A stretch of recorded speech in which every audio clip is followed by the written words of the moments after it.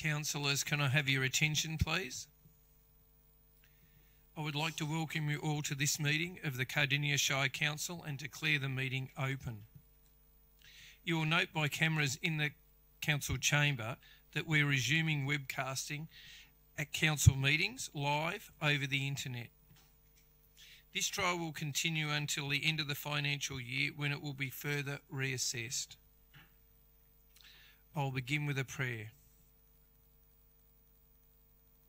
Almighty God, we humbly request that you bestow your blessings upon this council, direct and prosper our deliberations to the advancement of your glory and to the betterment of the peoples of Cardinia Shire. Amen.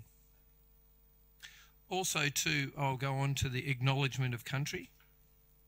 The Cardinia Shire Council respectfully acknowledges that we're on the traditional land of the Bunurong and Wurundjeri people and pay our respects to the elders past, present and emerging.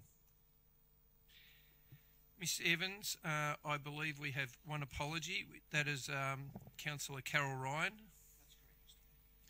Thank you, Mr Evans.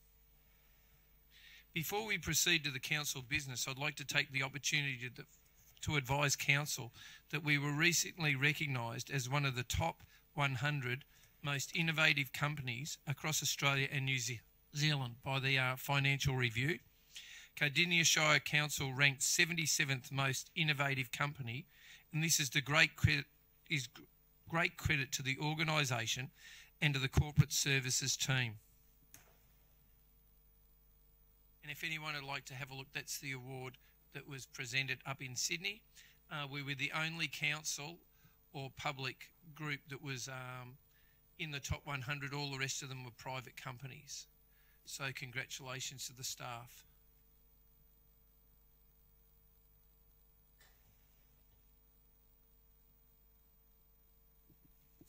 Moving on to minutes of the previous meetings. Can I have a motion, please, to adopt the minutes of the meetings as listed? Councillor Michael Schilling. Do I have a seconder? Councillor Jodie Owen. All those in favour? Declared carried. Declarations of interest. Do I have any declarations of interest, please, councillors? If not, we will move on. The council on to ordinary business. Council conducts its meetings according to a consent agenda. Councillors have advised of the matters for consideration this evening that they wish to discuss or debate. The remaining items will be adopted without discussion. The items withdrawn for discussion for this evening are item number 2, which is an AGL gas pipeline petition withdrawn by Councillor Moore. Thank you, Councillor Moore. Thank you, Mayor. I move that Council note the petition regarding the AGL Crib Point to Pakenham High Pressure gas line and advise the lead petitioner that it is Council's preference that the pipeline follows the road reserves and existing easements to minimise the effect on the farming land and communicate this to the local state members of Parliament. Thank you, Councillor Moore. Do I have a seconder, please? Councillor Ray Brown. Back to the mover to speak. Thank you, Councillor Moore. Thank you, Mayor, and thank you, Councillor Brown, for the second. I'd like to read out the prayer of this petition, Mr Mayor. The prayer reading, we, the undersigned, call on the Legislative Assembly of Victoria to reject the pipeline alignment proposed by AGL for its Crib Point to Pakenham High Pressure pipeline, and that the alternative pipeline design put forward by residents, our farmers, our residents, and the food growers be adopted by AGL for its pipeline for the following 6 items which are listed in the report, Mr Mayor. The petitioners have proposed an alternative alignment that does not impact on farmland to the extent that the AGL proposal alignment does. And I can understand that. I fully back them on this realignment, and I think it should be adhered to. These are our residents. These are our ratepayers here we're talking about, our farmers, and you can understand their concerns with this pipeline being putting through these where the design of AGL. We have many meetings. So there's been many public meetings around, particularly the Port Ward area, because it affects our farming Port Ward area. These meetings have been undertaken by AGL. I'll give them that, to get it out in the open, their proposal and what they plan to do. So there is another meeting that's going to be raised by the petitioners and headed by Duffy and Simon, the local solicitors in Pakenham. At the public hall, it's at Cardinia Public Hall this Thursday at 6 o'clock. So I implore people to go and attend that and get more information on this, Mr. Mayor. I'll leave it there for the moment. I'll allow my seconder to speak if he requires. Thank you, Mr. Mayor. Thank you, Councillor Moore. Seconder to speak. Thank you, Councillor Ray Brown. Thank you, Councillor Moore, for withdrawing this item. It's an item that's quite passionate in the area down around the swamp, particularly Cardinia way. It also affects farms and people in Casey as well. It's just not confined to Cardinia. The company has had many meetings, and Councillor Moore and myself have attended some of those meetings. Most of them are talkfests. They tell the community what's happening. They, in my opinion only, they don't give many reasons why they're attacking this in the way they are in respect of the route they're taking. I think the route that has been proposed by the local community, taking advantage of the current easements and also other pipelines, etc., and other lines that they could follow is sound.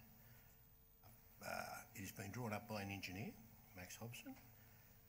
The company has not really finalised which way the pipeline's going to go, and I think to have something like this happening now is better to do it now rather than have them declare where the pipeline's going to go, because I think that there is a chance that it may change, but I wouldn't be holding my breath. Thank you, Mayor.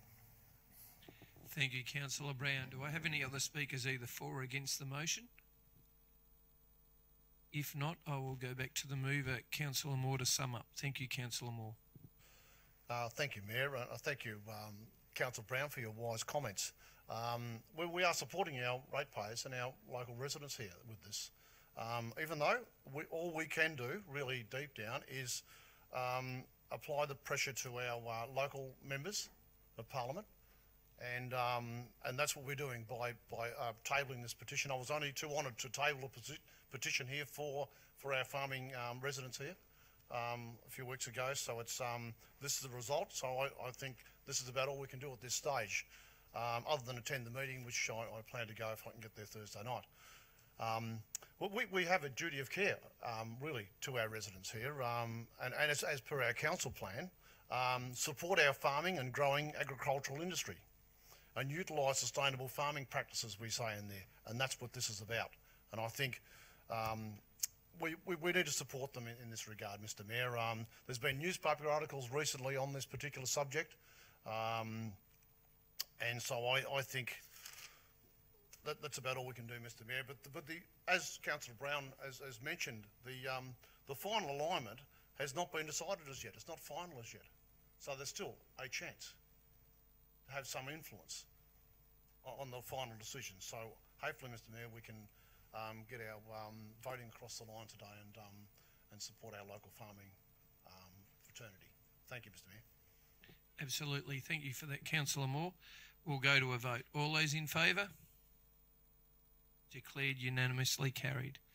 Moving on to item number 3, which is the proposal to sell land and remove the reserve status of Cumberland Drive Reserve, Pakenham, withdrawn by Councillor Schilling. Thank you, Councillor Schilling. Thank you, Mayor. Tonight I'd like to move the officer's recommendation that Council commences statutory procedures under 189 to 223 of the Local Government Act 1989, and that Council publish a notice in the local paper circulating in the area for Pakenham, advising of a proposal to sell land known as Reserve 3 PS Cumberland Drive, Pakenham. In the event that submissions are received, a committee comprising of Central Ward councillors be appointed and the Chief Executive Officer be authorised to set the day, time, place and hearing of such submissions. In the event No submissions being received, a report will be presented to Council to determine whether to proceed with the sale of land. That Council lodge a subdivision application to remove the reserve status, and finally that Council commence the expression of interest to offer land for the sale subject to statutory procedures being carried out. Thank you, Councillor Schilling. Do I have a seconder, please? Do I have a seconder, please? Seconder. Thank you, Councillor Wilmot. Mover to speak. Thank you, Councillor Schilling. Thank you. Don't everyone rush at once. The resolve I'm talking about here is number 3, Cumberland Drive, Pakenham. And that was transferred into council ownership in 2015 as part of an open space contribution which we received from the Blue Horizons estate. This block abuts our own IYU reserve for, as all councillors know, is Cardinia's premier soccer facility, which was recently opened just last year. This parcel of land is considered to be excess to council's current requirements. So considering this, the council's community strengthening team has flagged the site for a potential community housing project. So for this to come to fruition, the reserve status has to be removed from the land, followed by council deciding to sell the land. It's still a reasonable period away, but this is the initial stage if we want to be able to get the ball rolling on this project. This location, I believe, is good for a future community housing project, as it is close to open space, recreation, shops, schools, and it's also a short distance to a public transport route. And in our planning talk of our 20-minute communities, where residents can be engaged in healthy community participation, should be able to do this with a walk no more than 20 minutes to being able to acquire fresh food, transport, access to community facilities. So for that reason, I believe this small parcel of land does tick those boxes. The research Council has conducted on this particular piece of land states that it would be well suited for the establishment of 1 and 2 bedroom units to support those living with a disability. So the 2 bedroom units could be also used to accommodate support staff for people requiring 24-hour care. So with this type of use in mind, obviously it's critical that they can be within close proximity to essential services. If they're not, we're just simply isolating people and compounding issues. At this point in time, I'm simply asking Council to support the officer's recommendation that we advertise the proposal to sell this land. If that is passed tonight, a notice will be published in the local paper, as I read out in the recommendation, advising residents of the proposal. And if there are submissions, there will be a panel hearing whereby submitters will be able to talk to their submission. So that would consist of the Central Ward councillors, so Councillor Ryan, Councillor Ross, Mayor Ross, Councillor Owen and myself, and the CEO. And then Council would have to make that final decision whether or not to sell the land. If Council then were to decide to sell this parcel of land, an expression of interest would be put out to develop the land for a community housing project. So that's a brief summary of the report. As I said, this is just the initial stages, and I'll hand it over to my seconder to talk to the item. Thank you. Thank you, Councillor Schilling. Seconder to speak. Thank you, Councillor Wilmot. Thank you, Mayor, and thank you, Councillor Schilling. You've left me virtually nothing to add to this. You've yet again covered it extremely well. But this has potential of being a really good development. And as you say, it is the very beginning of this proposal. It is purely putting it out there, starting the statutory procedures to change the status of this reserve for the potential development further down the track. There's a process that has to be gone through, and this is the beginning of it. So I'm more than happy to support this. The long-term project for this housing, for social housing, would be of great benefit to some members of our community. So I'm happy to support that process. Thank you. Thank you, Councillor Wilmot. Do I have any other speakers either for or against the motion? Councillor Brett Owen. Thank you, Councillor Owen. Thank you, Mayor. Thank you, councillors who spoke before me. Just a couple of questions. Before I do, I just want to reiterate that I'm really supportive of increasing the housing stock for people with a disability. As a member of the Cardinia Access and Inclusion Committee, I recently attended a meeting where this issue was discussed at length. They had a guest speaker, and concerns was raised around the table of inadequate supply, and particularly with the NDIS It is it's fair to say it's a complicated system and a lot of unknowns in relation to how do we achieve that increased housing stock. And I commend council in trying to assist our residents to meet that gap or try to reduce that gap. I've just got some concerns, and I just want some clarification from the CEO. Obviously, this is a significant parcel of land the council owns. In your answer, if you could sort of give an estimate of a cost of the land in question. Why is a sale of this land the preferred option? Obviously, there's other ways to achieve the end result of increasing housing stock. Why is selling this parcel land, which is currently a reserve, the best outcome to achieve what we're trying to achieve by increased housing stock? Other options could be leasing the land, etc. Why is selling this land the most beneficial for the outcomes that we're seeking? Thanks, Councillor Owen. The estimated value, market value of the land is around about $950,000. In discussions we've had with various providers of disability services and the construction of these types of facilities clearly indicates to us that they have a strong preference to buy the land off council and not lease it. They then can use the land as an asset to draw money on at a future time. So that's why they have a strong preference for the sale of the land. Thank you, Mr. McQuillan. Back to Councillor Owen. Thank you, Councillor Owen. Thank you, Mayor. Thank you, the CEO.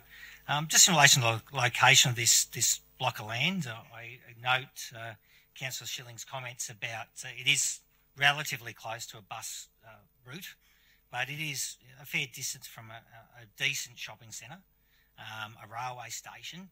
Can you reassure council that that this location will be a ultimate site or a preferred site for disability groups to provide such housing? Some of the providers that we've spoken to have had a look at the site and they've determined that it is suitable. All right, so thank you, CEO. Hopefully through this process we can get those reassurances because obviously public transport is really important. Getting to a shopping centre is really, really important. But I commend council's intention here. We need to, if state government is not going to come to the table in improving housing stock for a number of different sectors in our community and people in our community, at least our council is trying to make a difference. And I commend that. I just hope this is the best way of achieving that outcome. So I look forward to the process, and we'll make further decisions as they come. Thank you. Thank you, Councillor Owen. Do I have any other speakers either for or against the motion? If not, I'll go back to the mover. Thank you, Councillor Schilling. Thank you, Mayor. Thank you, Councillor Wilmot and Councillor Owen for your comments on this. And look, and I think in an ideal world, I would personally like to see state government purchasing up housing stock for people in the community that need it, and it should be kept in public hands as well. I think that's very important. But I am proud of this council's progressive approach when it does come to community housing. I think our model, which we have been going forward with, very much takes away some of that negative stigma that is brought on with traditional government housing.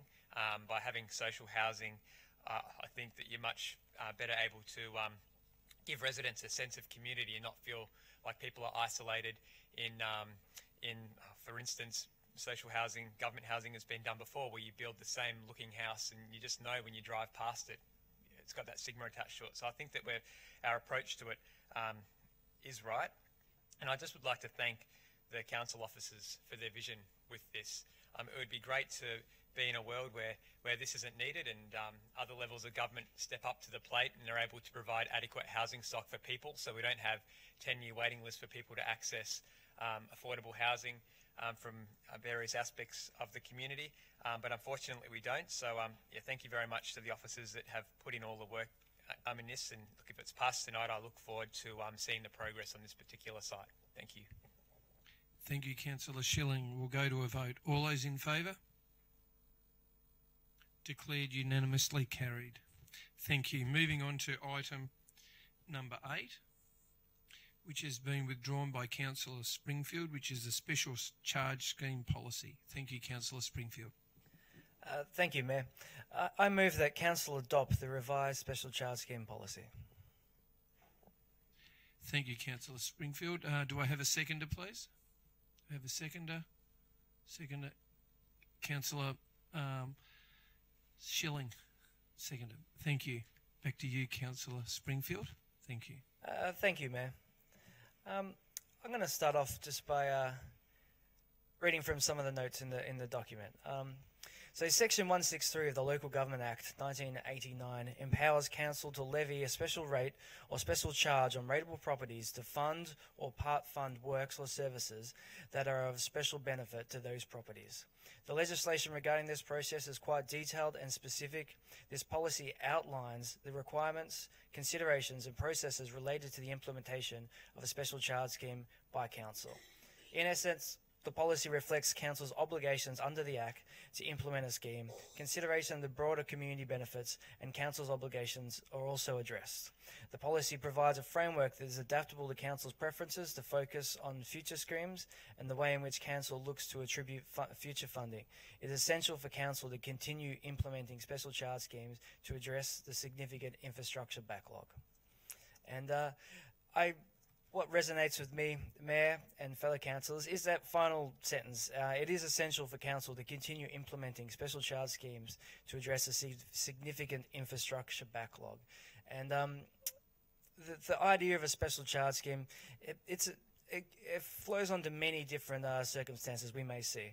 You know, my main focus will come up in my talking briefly, which is, on sealing our unsealed roads. But this also pertains to many commercial developments we might see, many other things that may happen within our council borders that relates to other properties and rateable properties and determining the combined benefit and that. So what this policy is the outline for how we deal with these situations in the future, and it's been a long time coming for us to have a defined policy around that. So I welcome this policy. I welcome this policy, but this policy is one part of the bigger picture, and the bigger picture is how do we fix this infrastructure backlog that we mention here. And so the implementation and the promotion of these schemes to our residents in the future will come at a later stage. There'll be, I envision that there'll be other works and and procedures around us developing this. But in essence, this policy is the initial framework that we can reference back to for each scheme when it comes to hand, how we start addressing it and how we do it in an equitable manner, in a consistent way across each time we approach a special charge scheme. So I'm going to talk now on the scheme prioritisation for roads and drainage construction. Just quickly, so Council will consider the following matters when determining the priority for development of a special rate or charge scheme for road and or drainage construction. And most importantly is the support of the affected landowners. So we've got to get this policy out there. We've got to get people to know that that it is available on hand and the mechanisms with which they have to enact such a thing and start this ball rolling, so that they can, probably rally this support between themselves, I think, is one of the most important things. And it recognises that we need to first get the support of these affected landowners. The proper and timely servicing of new developments and opportunity to collect contributions from the developer rather than purchasers of newly developed properties. And we do that in all our DSPs and such. This happens this sort of way. And third, which I think is quite important, is considering the degradation of the environment and local amenity arising from A, dust generation and silt-laden runoff from heavily trafficked unconstructed roads. B, erosion of open drains due to concentrated runoff from abutting properties and the roads that service them. And C, contamination and degradation of waterways from untreated runoff and discharges from roads and drains servicing private properties and from the private properties. which I think this is a very important thing for us to consider in our prioritisation is, protecting our local environments once it's recognised that this is something that, that is being affected adversely. I think across council, we've spoken in the past, and people know that I'm a supporter of this mechanism as a special charge scheme, for the idea that, in essence, it embodies, rather than us paying for everything, right? And it would be nice if council could pay for everything, but we don't have the funds. We continually talk about it, and we're crunching budgets. We don't have the funds moving forward in the future to construct all our unconstructed road network. It's not a possibility. So these type of schemes enable us to rally the affected landowners together, to get them in support of this, and then to work out our contribution as well as an equitable contribution between the other affected landowners and the benefits that they shall receive from that. I think this is a very important mechanism for us moving forward to start addressing the backlog of our infrastructure network that there's waiting to be done. So thank you, Mayor. Look, I might pass it on to my seconder now, and thank you for the time. Thank you, Councillor Springfield. Over to the seconder, Councillor Schilling. Thank you, Councillor Schilling. Thank you, Mayor. Thank you, Councillor Springfield, for withdrawing this very important council policy. And look, and it has been subject to quite a lot of discussion around the council table. And I think there is consensus that the special charge scheme policy is a great way at looking at infrastructure across the Shire and being able to, as you mentioned in the future, addressing infrastructure backlogs. We know we're a growing community. We know that there's increased liability, which is going to come with time, and we need to be looking at the best mechanisms possible to be able to try and bridge some of those gaps. And look, this policy is great because it does highlight some of the ways that this can happen. I think as local government has an important role with special charge schemes, definitely, particularly around us being a bit of a mediator, I guess, between developers. We do have the overall strategic planning picture of our municipality, and I think that only adds to better outcomes for the community when executing a policy like this, and being able to work with developers in getting the infrastructure that our community does need. So I'd like to thank Councillor Springfield again for withdrawing this. It's an important document, and I would like to note that you have put in significant hours of work. It's quite obvious into this space, and your advocacy and your knowledge on this is greatly appreciated. Thank you. Thank you, Councillor Schilling. Do I have any other speakers either for or against the motion? Councillor Owen. Thank you, Councillor Brett Owen. Thank you, Mayor. Thank you, Councillor Schilling and Councillor Springfield, for your comments. And I just want to reiterate Councillor Springfield's comments, which was in the executive summary. Is essential for council to continue implementing special charge schemes to address the significant infrastructure backlog. And I've been thinking about this policy for obviously since it was presented to us, and I do have concerns. But throughout the briefing tonight, it's been reiterated that council is still committed to these programs. I am concerned that when you look at the 5-year capital works program, that council's budgetary commitment is reducing, and it's really up to councillors in the future if we want to change that, if we want to commit more funds to special charge schemes. I personally believe we should. I believe we should provide an incentive to residents to agree to or take up these special charge schemes. I think there is a clear benefit for council.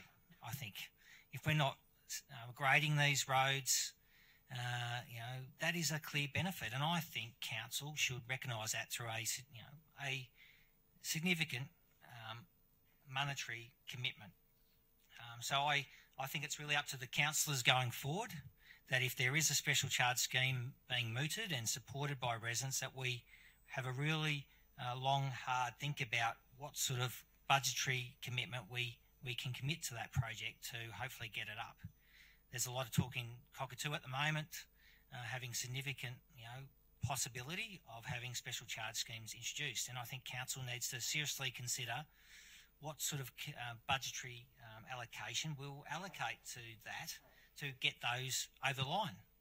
And I think I'm just concerned, and when you look at the 5-year capital works program, it is very minimal in my mind. It's probably just managing the program, nothing really for the actual cost of reducing the burden on residents. So I acknowledge this policy is probably a good one, but it's up to the councillors of the day if we want to allocate more funds in the budgetary process, that we do that to try and make it an incentive for residents to take it up.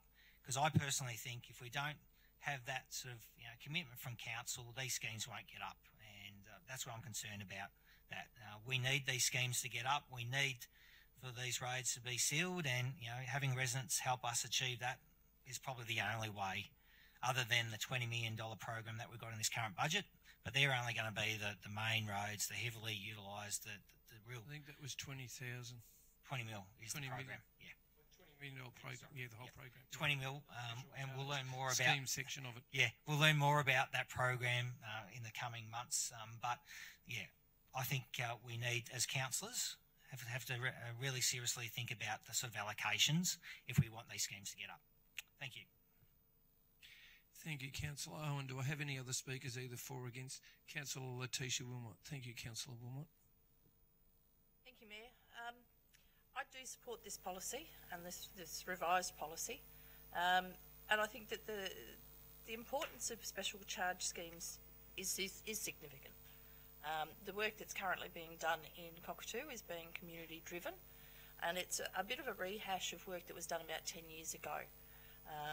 And unfortunately, the project 10 years ago fell over because of the global financial crash, and it was deemed by the community that it would put on too much financial pressure on residents. But I have to say that 10 years ago, there was a lot of kickback from the residents that did not want this. And that's part of the challenge with special charge schemes, is there are always some that do and some that don't. And Councillor Owen is absolutely correct. It does come down to a priority in capital works budgets going forward as to whether we put more money into special charge schemes or we put more money into other infrastructure required in our communities. It is a priority, and it's one that future councils will have to consider. Special charge schemes take a long time to get across the ground. There is a statutory process of consultation and all the rest of it. They are a 4 or 5 year project to get them across the line and up. So it's not a quick decision, and you do need to have the community supporting it and behind it, and they do need the incentive of councils backing to be able to do it. Sealing a road is an expensive business. If residents have to rely on footing the bill for themselves, it won't happen. There needs to be a council contribution, and this policy stands out and tells us how that process is going to go. So I think it is important that we adopt this policy tonight, so that we have clear direction of how we're going to go forward with these special charge schemes, and then we'll make the decisions later on when we're talking about capital works projects each year as part of the adoption of budget. That's when the decisions come as to which schemes will get across the line and how much we will support them. Thank you. Thank you, Councillor Wilmot. Do I have any other speakers, either for or against the motion? I'll just say a few things. Special charge schemes aren't defined strictly as residential properties. They can be rural properties affected, and also too they can be commercial properties. I know one in particular, which was south of Bald Hill Road, between that and Cooey-Rupp Road, had a lot of commercial land that was landlocked, and nothing was happening with it for years and years. Council did the administration work and conducted as a mediator on this space, and in the end the businesses finish up putting in tens of millions of dollars to be able to have their land developed, and council didn't have to pay any money at all except just administrating it. They were that desperate to get it, and as Councillor Springfield said, it's for a backlog of infrastructure and that was a backlog of infrastructure that was getting held up. So there's one case where council actually didn't need to put in any money. We just needed to do the work, and they were actually happy to put in the money to develop their landlocked land. So it goes all the way through from us putting in so much. It is a democracy, so therefore people do have choices at the end of the day whether they go forward with schemes or not. I think it is an excellent scheme that's had really good results in the past, where some communities are so willing and want to have things done that they contribute some, and council does contribute some in some cases. So anyway, it's at the end of the day, it gets put forward to the different groups on how much they would have to put in for the project, and then it's their choice what they do. So anyway, I commend this policy, and I look forward to seeing some of the areas that get developed in the future through this policy.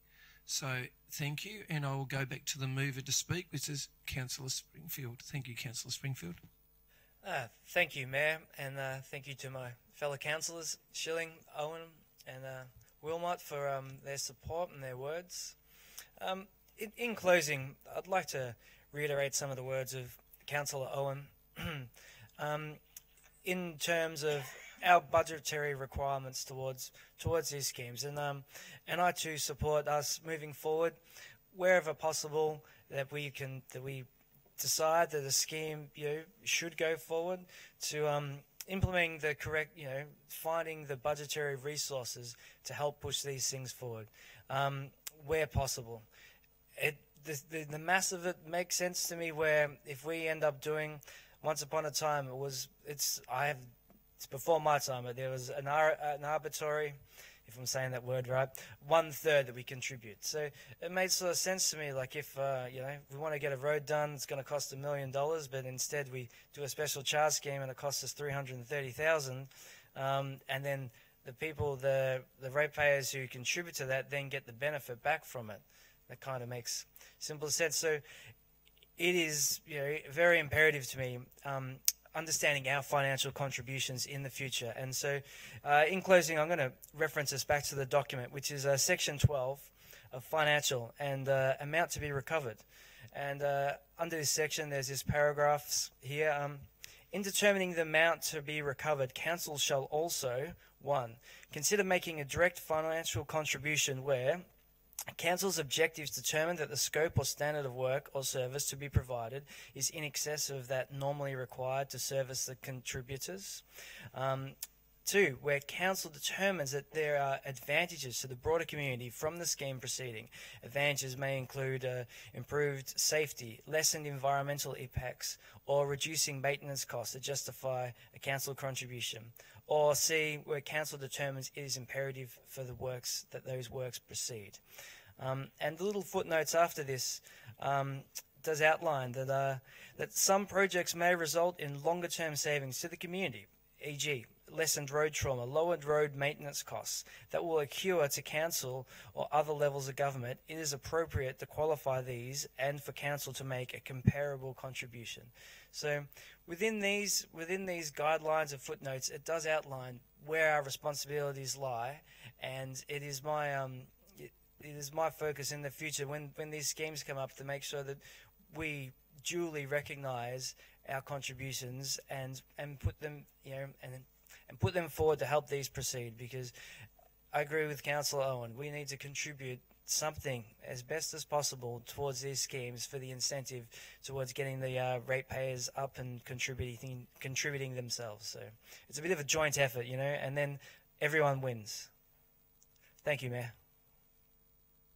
Thank you, Councillor Springfield. We'll go to a vote. All those in favour? Declared unanimously carried.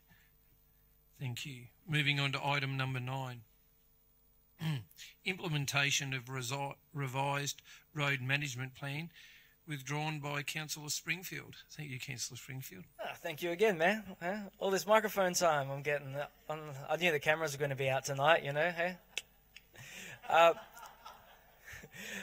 So Thank you, councillors. Look, I move that council commences the process to replace the existing road management plan by undertaking the following actions. 1, give public notice that council intends to revoke the existing road management plan in accordance with Section 41A of the Interpretation of Legislation Act 1984, and give public notice under Section 54 of the Road Management Act to make a new road management plan. Thank you, Councillor Springfield. Do I have a seconder, please? Councillor Brett Owen. Back to the mover to speak. Thank you, Councillor Springfield. Playing up to the camera there, I see. To your following. Thank you. Thank you, Mayor.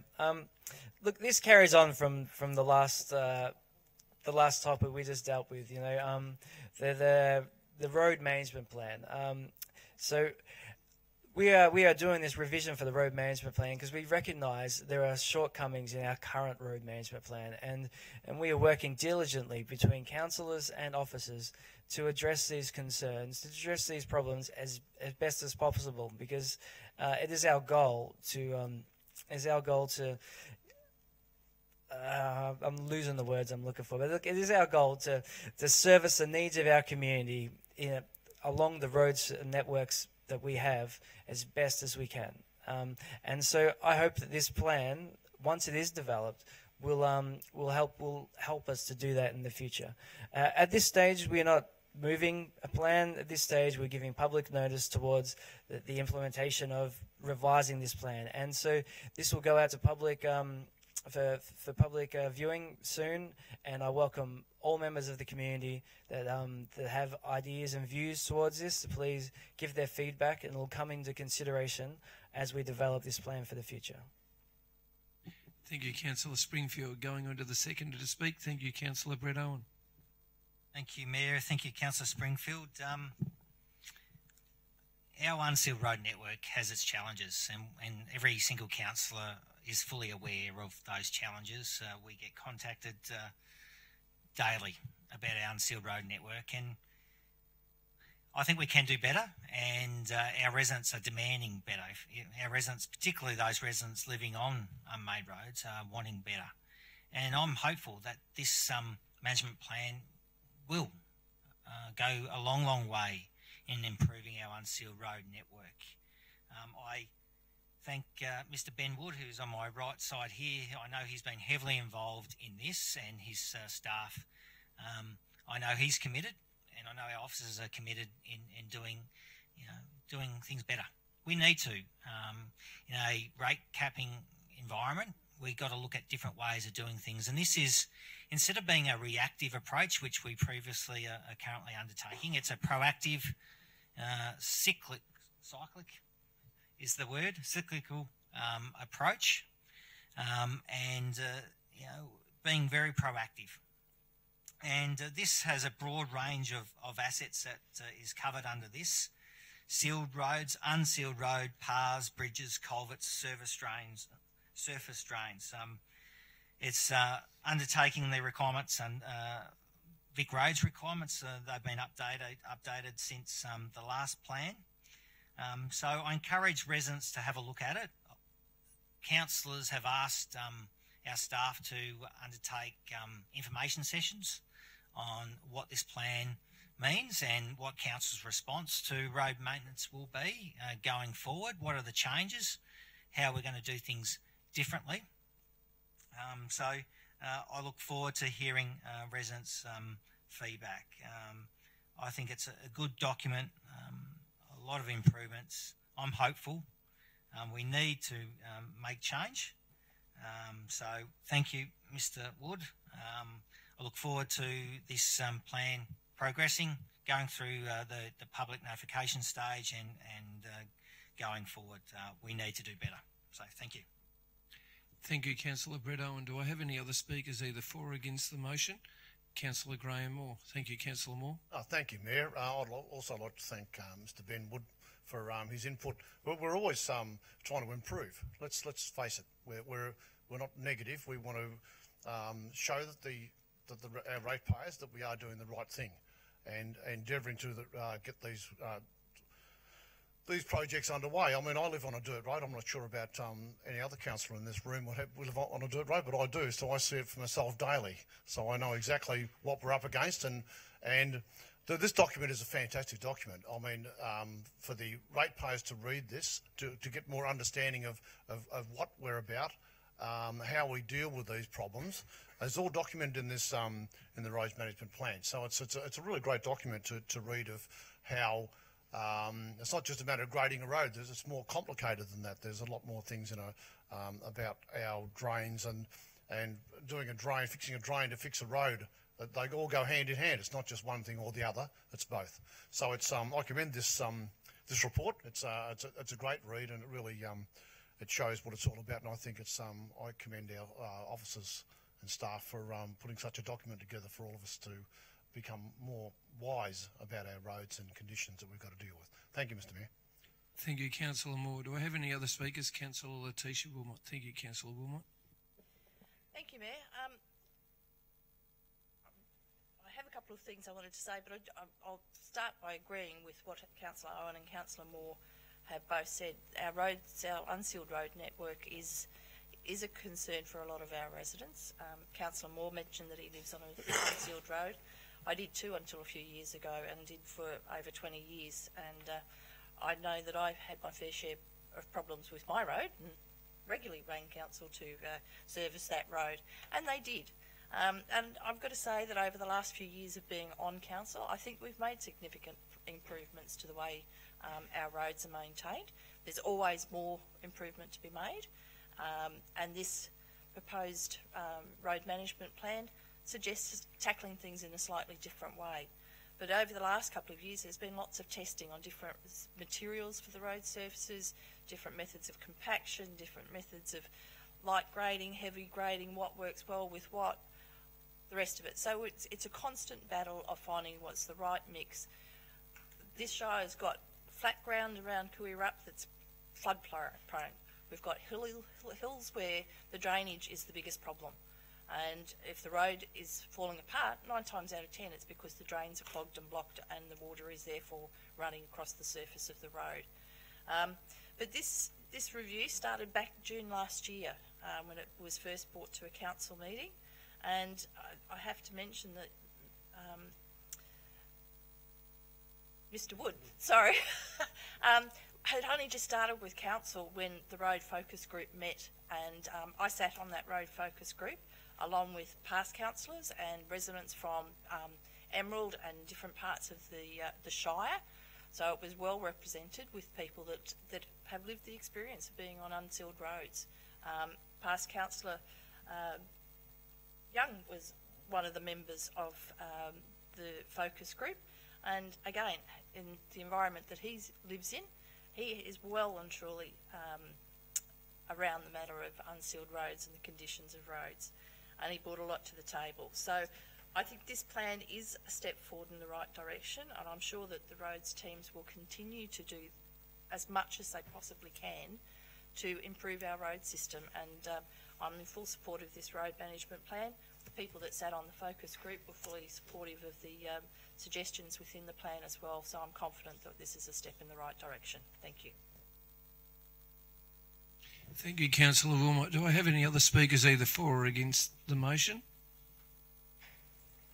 I'll just say a few things in relation to this matter.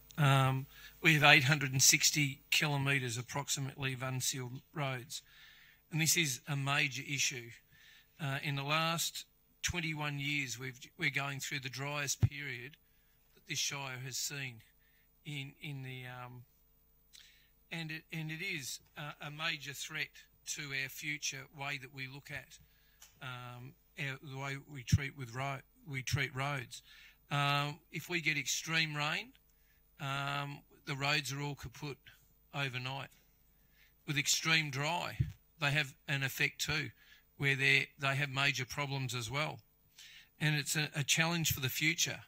And whether people acknowledge that climate change is man-induced or it's a 500-year cycle that we're going through, everyone would acknowledge that something is actually happening, and we need to be prepared for this. And this is one way of trying to have a look at the future. I must say, my fellow councillors, particularly those in Rangers Ward and Port Ward, this is without a doubt their number one issue and their number one concern. And for anyone in the community who doesn't believe that, I can honestly say that they are passionate towards this issue. They bring this issue up all the time, and it's something they're really concerned about. And they're doing the best they can to try and get some changes in this area. So I look forward to this revised road management plan. I look to see where we can get some efficiencies, where we can do things better, and where we can spend the ratepayers' money, which is their money, better on looking after their roads. So anyway, I look forward to that, and I will go back to the mover to sum up. Thank you, Councillor Springfield. Thank you, Mayor, and my fellow councillors. I'd like to reiterate the point of and commend the work that Ben and other officers have done on this project and in that entire space. Himself, he is a complete asset to us, our organisation, and a catchphrase comes to mind that if anyone could, Ben would.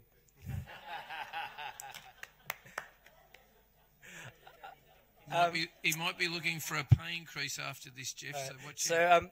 But as was pointed out, we've moved this system to a proactive system rather than reactive. So we're going to get the problems solved before they ever happen is the idea. And I look forward to seeing this roll out. Well, I look forward to the community feedback that's going to come from our draft plan that we're putting forward and integrating that into the final copy and moving forward and into the future. And we're going to have the best roads in any shire in the whole world. That's the plan. All right. In the next, that is an aspiration, I believe, that you're telling us. I think Gary's got that on my list. That was part of my 4-year aspirational plan. All right. Yeah. It's coming along. He tells me. He goes, it's coming along just nicely. Look, thank you, Mayor. I'll leave it back to you. Thank you, Councillor Springfield. We'll go to a vote. All those in favour? Declared unanimously carried. Moving on to item number 11, Quarterly Performance Report, withdrawn by Councillor Wilmot. Thank you, Councillor Wilmot. Thank you, Mayor. I move the recommendation that the Quarterly Performance Report for the fourth quarter of 2017-18 be received and noted. Thank you, Councillor Wilmot. Do I have a seconder, please? Councillor Jodie Owen. Thank you, Councillor Wilmot. Move her to speak. Thank you, Mayor. The purpose behind withdrawing this report tonight is to highlight how much wonderful information is actually contained in this report. The quarter has been yet another very, very busy quarter for Cardinia Shire, and I assume it will continue while the growth continues at the rate it does. But in the last quarter, being the last quarter of the financial year, being April through to June, we did quite a lot of work. Council adopted their council plan and budget for the 18-19 financial year. Council trialled live web streaming, and we are back tonight with it on a more permanent basis, which is great news. In another first, Cardinia Shire councillors and council staff competed in a debate against our council's youth councillors, and I believe that was a really rewarding night, and I'm sorry I missed it. Cardinia Shire was acknowledged at the biennial Sir Rupert Hammer Records Management Awards in May for its innovative and cost-saving approach to achieving modern record management in local government. The records management team worked with eCloud Business Services to automate all incoming correspondence, resulting in a saving of 80 hours per week, which is incredible. And that is a reduction in cost to process mail and improvement quality of data. We've also had the annual Mayor's Volunteer Reception, where we acknowledged the hundreds of volunteers across the 560 organisations in the Shire. The Stan Hedwood Award recipient was announced at this event, and that went to this year's winner was Eric Bumstead, who is a member of the Upper Beaconsfield Fire Brigade since 1957, and that's just one of the roles he fulfills within his community. He's a remarkable man, and he was captain at the time of the Ash Wednesday bushfires and played a very pivotal role in how his community coped after that fire event. Also in May, the emergency management team hosted a free emergency resilience forum for local residents and community groups. And I was lucky enough to attend that forum and accompany two of our youth councillors who helped to MC that event, and it was a good event. Our community leadership program was also launched in June, and we have 20 participants in that program this year. And I note that one of those participants is sitting in our gallery tonight. Welcome, Tammy. We also did some. We were awarded a couple of really significant awards this last quarter. The Together We Can received 2 awards in the quarter. They were awarded the 2018 category winner for prevention and community safety in the National Awards for Local Government. Together We Can also received the gold medal in Municipal Association of Victoria's National Local Government Initiative Awards. In the year April 2017 to March 2018, the Crime Statistics Agencies reported a 23.7% decrease in the rate of serious violence against family violence incidences in Cardinia Shire. And that's an impressive achievement in just a few years of work. And the team involved with that, everybody, all the associations, all the community members that have come together at different forums and so forth, should be absolutely commended for their involvement in that. It's a great achievement.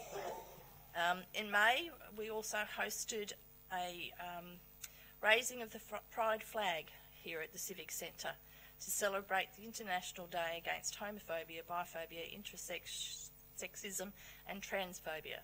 Ida Hobbit. And the event was a great event. It was a bit of a chilly morning standing out there in the shadows, but it was really wonderful to see community members and loads of staff down there to support our LGBTI communities. It was a great event. We also have contained within this report different environmental projects that we've been working on. The Sustainable Environmental Policy has now been finalised. We also have done in June consultation with 2 other environmental strategies, the Biodiversity Conservation Strategy and the Pest Plant Management Strategy. We're also developing a significant tree register to protect trees believed to be significant in the Shire. We've implemented CCTV surveillance targeting dumped rubbish. And then you go on and the report then covers off all your growth index indicators, and there's some remarkable indicators in there. I note that on page 6 of the report, sorry, not page 6, I've lost my place. On page 15, sorry, of the report, it talks about how many houses have been completed, residential building completions, and it's 459 residential buildings were completed in the quarter, which is a remarkable number of houses to be finished. And that's an increase of 24% from the previous quarter and 27% higher than the same time last year. If we go down to page 17 of the report, we talk about new household garbage services. Doesn't sound very thrilling, but it gives us a clear indication of how many people are moving into our Shire each day by how many new bin requests there are. And some of these figures are quite staggering. It covers off customer service and how many service requests we get, and again, that's a staggering figure. It's quite amazing, and when you sit and do the maths of how many phone calls that would be each day, each hour that we're operating, it's an incredible amount of calls that come through our call centre. So they do a great job to get the results that they do. We go through, there's reports on sustainable services, like the unsealed road grading and how many kilometres of footpaths we've constructed. It goes through all our major capital works projects and where they're at. It touches on community services such as maternal child health and youth interactions, business innovations and how much, whether or not we're meeting our targets. And I'm pleased to say we're actually exceeding the target by an incredible amount, and that's an absolute pat on the back for all the staff and managers and senior management to achieve those sorts of goals. This is a great report, and I really, I look forward to reading it each time because I'm just astounded with how much work Council does. It goes through all our advocacy. The last financial year we applied for 36 grants across both state and federal grants to a total of $12.5 million. We were successful in 15 of those grants, totalling $6.15 million. So almost half of what we applied for we actually got granted. So again, a remarkable achievement, and I congratulate the staff right across all areas of council and the achievements they've made. Thank you. Thank you, Councillor Wilmot. Seconded to speak. Thank you, Councillor Jodie Owen.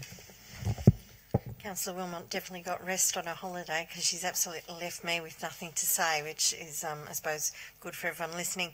The one thing I will say is, and I pay respect to the former councillors and also my colleagues in this room tonight and the staff and CEO, if you had have told me back when I was Mayor and launching Together We Can that we would see such a drastic reduction in family violence within Cardinia, I would not have believed it at all. It would have been good to have 10%, but down to 23% is outstanding. It's something we should all be proud of, and especially the community members who have actually got on board and gone on the ride with us. They trusted us, we're doing a good job, and the work will continue as long as we work together. That's all I've got to say. I was going to steal Councillor Moore's major projects, but I won't. Thank you. Thank you, Councillor Jodie Owen. Do I have any other speakers either for or against? If I can just highlight one thing, I must say out of many, and thank you, Councillor Wilmot, for highlighting most of them. One that is extremely exciting, I know, in the arts and culture world is the $8.9 million project to upgrade the Cardinia Cultural Centre, which is jointly funded by Council and the Victorian State Government's Growing Suburbs Fund. And the first stage of the redevelopment is a vibrant new art space, many new amenities, new dance studios, expanded foyer, a bold new facade with convenient second entry and more car parking. I must say this will enhance Cardinia Shire's livability, but I must say the people in the arts sector are really excited because when you have a facility and what we're looking at is really the first stage of the Cardinia Cultural Centre that was built probably almost 20 years ago, and it was always going to be expanded bigger and bigger, but because we have so many different projects to do all over the Shire, it never quite got there. But thank you to the Growing Suburbs Fund, where we got millions of dollars towards it, and Council bringing that forward. They're extremely excited. I must say today, I had a little glimpse of some of the futuristic sort of artwork that could go into the place, and it was extremely exciting to see some of the options that would be there. So anyway, I look forward to that space, and as Councillor Wilmot said, there is so many things that are exciting that this Shire is doing, and I must say, if I can just confer with my fellow councillors that Together We Can.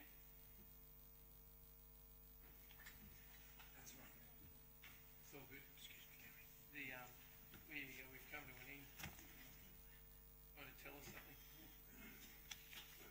I must say the Together We Can program would have only been another really good initiative that we would have put forward, but for the support of the community and the organisations who basically took it on and ran with it and customised it with great gusto and passion. That's why you get the results you get, because those people took it on and they've embraced it and they've gone forward with it, because we can only do so much as individual people. So congratulations, and it's now been recognised in other forums. And I must say, as Councillor Jodie Owen was saying, 10% might have been a great result initially, but I must say, I think back originally when it was started, there was something like 1,590 serious things reported to police, incidents reported. If we had only got 1% improvement, that would have been almost 16 less reported things in front of children, particularly, that needed to be something done about. But to think that you've come up with 23.7, and also too, that doesn't take into account the fact that our population has been growing over that time. That's at that level, and it kept going up and up. So that's an amazing result, and it's just, I feel very proud to be on a council that does take these things on, and we're prepared to spend some money in these areas to see a change in people's lives. So anyway, I will go back and see if would anyone else like to share anything more about the report. If not, we'll go back to the mover. Thank you, Councillor Wilmot. Thank you, Mayor. And yes, I did talk about quite a number of things that were in this report, but there's still plenty in there for others to read and be proud of. There's a lot to be proud of. And it, of course, it also contains a performance report that reports on how we are tracking with our council plan and the actions within our council plan. From here, I believe that the auditors are currently preparing the statements for the end of the financial year statements for the previous financial year. They will then come to the audit committee, which meets at the end of this month, next Friday, I believe. And from there, it will then come to the September council meeting, as the statutory requirement is that it's sent to the minister by the end of September. So we're tracking well and truly on time to achieve that. So I thank you, and I hope that all councillors around the table will support this recommendation. Thank you. Thank you, Councillor Wilmot. We'll go to a vote. All those in favour? Declared unanimously carried. Moving on to item number 12, Major Projects and Strategies Activity Report. And it's been withdrawn by Councillor Graham Moore. Thank you, Councillor Moore. Thank you, Mayor. I move that the report be noted. Thank you. Thank you, Councillor Moore. Do I have a seconder, please? Councillor Letitia Wilmot. Thank you, Councillor Moore. Thank you, Mayor, and thank you, Councillor Letitia Wilmot. I thought Councillor Jodie Owen would have seconded that since you wanted to steal the thunder. And I must say, as a part of the reporting process to Council, this monthly report provides an update on the status of major projects and strategies in progress. And that's what it is, a progress report. Monthly progress report. It's fantastic to have this report. And I want to thank again Ben Wood, who's been involved in this process and this report. And I want to thank you for the report. It's been fantastic. It's really great to be able to talk about these projects and things that are happening around our council, the positive aspects of our projects and how they're moving along. And I invite my fellow councillors to have input into this this discussion, because there are items in here that are reflected to their particular wards, and I might just talk about the ones that are affected in the Port Ward area.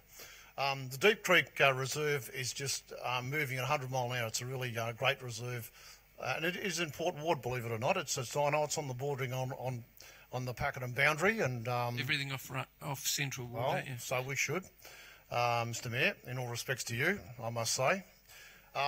But the Deep Creek Reserve is really moving with the 200-car park be completed in the second part of this year.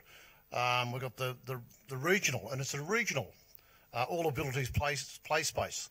I can't wait to see that play space and that playground, the all abilities playground in that area to be completed.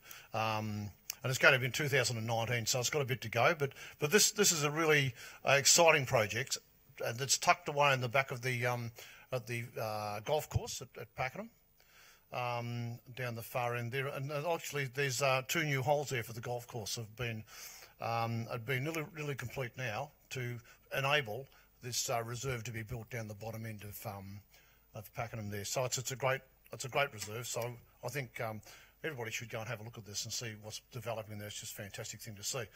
The other thing I'd like to highlight was the intersection at the Garfield-Iona, which is the Bunyip River Road black spot intersection. That's claimed a few lives there. It's a pretty bad intersection that we're offsetting it. We're going to offset that intersection. It's been fully funded by the Vic Roads, the black spot funding program. So it's going to be really great to see that the safety of our residents and our ratepayers be high on our thoughts. It's going to start in September, the September holidays.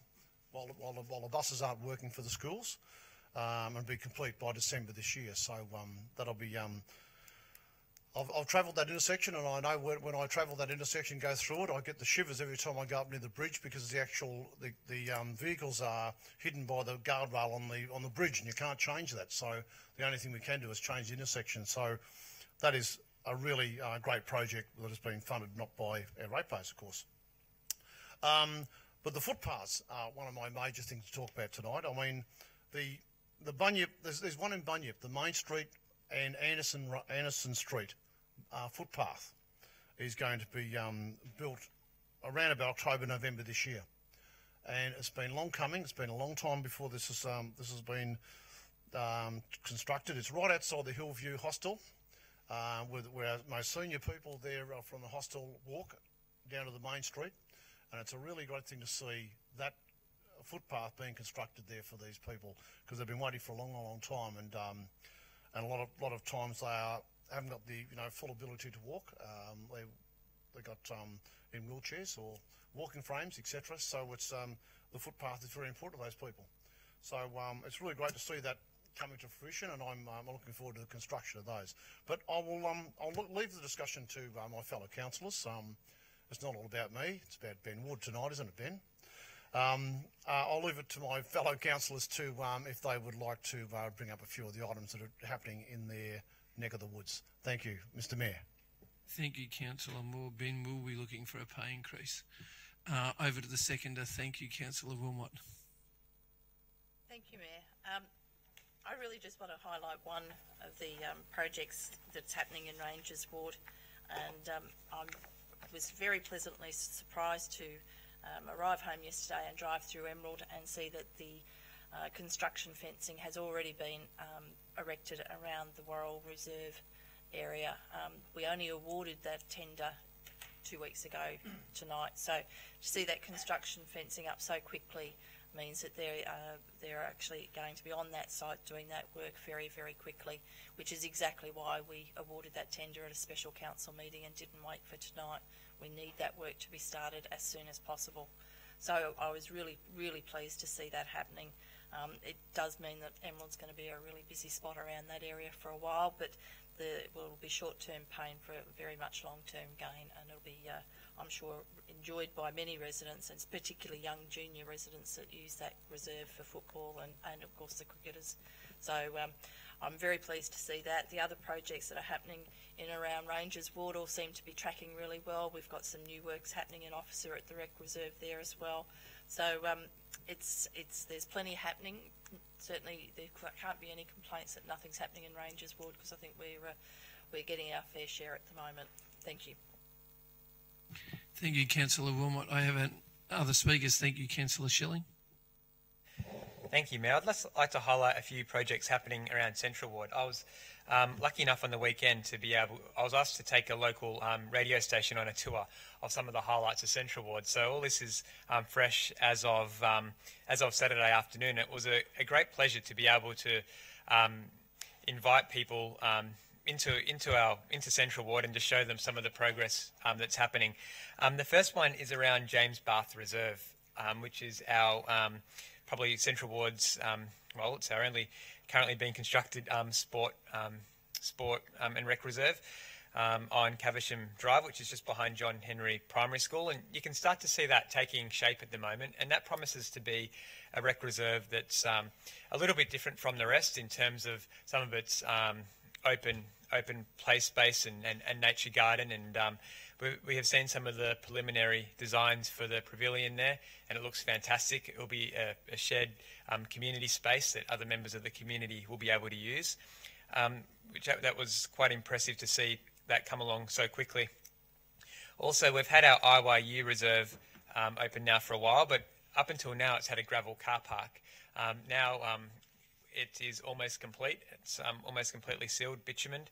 It was due to be finished, off the top of my head, I think mid-July, but due to some weather problems, as we have all spoken about tonight with our road network, it's now due to be completed around September, so that will be exciting. Around our footpaths construction, there is one out of this list I'd really like to highlight, and that is Station Street, Pakenham. Residents have been talking for a long time about the need for a pedestrian crossing across Station Street, linking the train station side of Station Street to the other side, around near the medical centre. Particularly, it's been raised, Ms. Mayor, I've had a few meetings with people with disabilities who have felt unsafe crossing that road. So to see that that's now on our list as being constructed and the design period now happening is great news for our local community, and I know that's something that will definitely be welcomed. That's all I'd like to highlight. Thank you very much, Mayor. Thank you, Councillor Schilling. Do I have any other speakers either for or against? Councillor Brett Owen. Thank you, Councillor Owen. Thank you, Mayor. I just wanted to follow on from Councillor Wilmot's comments about Worrell Reserve. Unfortunately, I was away when Council adopted this tender. I was on leave, but this was a great result and something that's long awaited. The community of Emerald, particularly the junior football members and cricket, have been waiting for this for a long, long time. It hasn't just been a new idea that popped up. This has been advocated for a long time, and personally this was one of the items that I stood for election to Rangers Ward over the last couple of election cycles. So it's really great that Council has committed that, and this project is fully funded by Council. At this stage we received no other government grants, so this is a fully funded, ratepayers funded project, which I think is pleasing. Definitely work had to happen here. It's famously known as the potato chip. I think that oval at the moment, because of the curve of it. So fortunately this will no longer be the potato crisp or the chip. It will be a great surface. Just wanted to highlight Kenilworth Avenue in Beaconsfield. This is a real concern for residents in this area, and it's disappointing because when I was mayor last year, Rangers Wood councillors went down there and celebrated that this project was going to be brought forward, thanks to the developer. The Officer Precinct Structure Plan earmarked this for construction, I think, around about 2020. And it was great news to see this sort of earmarked. But unfortunately, there's been issues with the developer, and the update in the report, it says Stage 1 Kenilworth Avenue works continue to be on hold due to circumstances beyond our control. Council officers have been unable to facilitate a favourable outcome between the developer and the delivery contractor. The issue has escalated to Council's legal advisors to attempt to resolve as quickly as possible. And I just want to reiterate, Council is doing everything we can. It's not simple, Council taking over the project, delivering it. Obviously this is a massive project and it's not budgeted for, and should be delivered by development and developers. So the Council is doing everything we can to try and resolve this issue. So I just want to reassure residents, and I know they're frustrated. I get emails and Facebook messages every week wanting an update, and unfortunately that's all I can give them at this stage. Stage 2 design works are progressing well. So this is sort of the council run project which we're planning. Possible options are being considered to deliver Stage 2 of the project independent of the completion of Stage 1. So we'll continue to advocate for that and hopefully get a resolution soon. In relation to the footpath program, really pleasing. Last month we had the list of these paths, but no sort of construction date. So it's great that since last month we've got earmarked construction dates, and I know it's all depending on weather and so forth, but it's mainly towards the end of the year, which is great. And some of these footpaths are really important, particularly the one along the Princess Highway, Brunt Road to Panorama Avenue, Beaconsfield. They're linking sort of the missing gaps for the Panorama estate. Obviously there's overall benefits to that officer area from Timbertop linking into Beaconsfield. So that's really pleasing that Council's filling that gap. And Tivendale Road, September, October, Really, really good because we've got a number of schools to the north of the existing path network that stops just after the Officer Primary School, and this path will go up past Minaret and Berwick Grammar. So that is great that Council's able to deliver that ahead of developer contributions, and Council will be reimbursed later on. So I'm very pleased of those projects. So thank you, Mr. Mayor. Thank you, Councillor Brett Owen. Any other speakers on the report? Councillor Ray Brown. Thank you, Councillor Brown.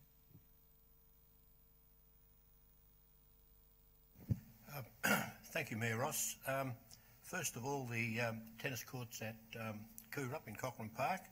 I can't tell you how enthusiastic the people are, and I think there's going to be a few clubs a bit annoyed because a lot of players are going to come home to Coorup once those courts get up and running. The other one I want to talk about is the secondary college oval at Coorup that is being managed on behalf of the Education Department, who put the funding in. The site works plan has been signed off by the secondary college and the primary school. However, the football and cricket clubs have not had much input into that at all.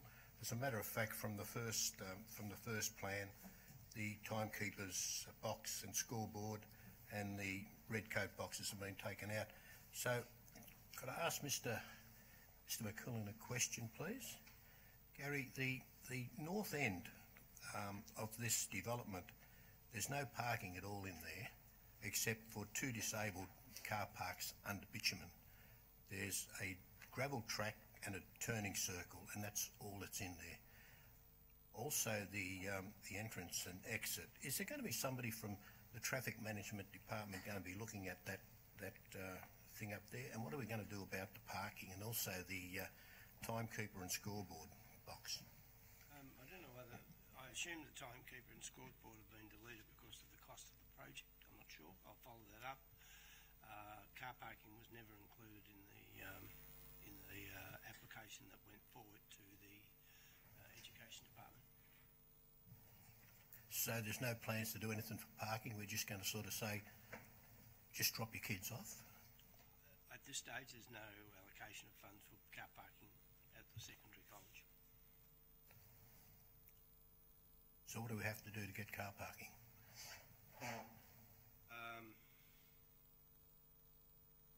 Make a bid in the budget for it.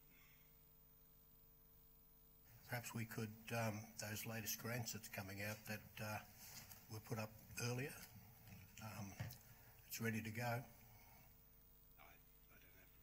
Could that be looked at?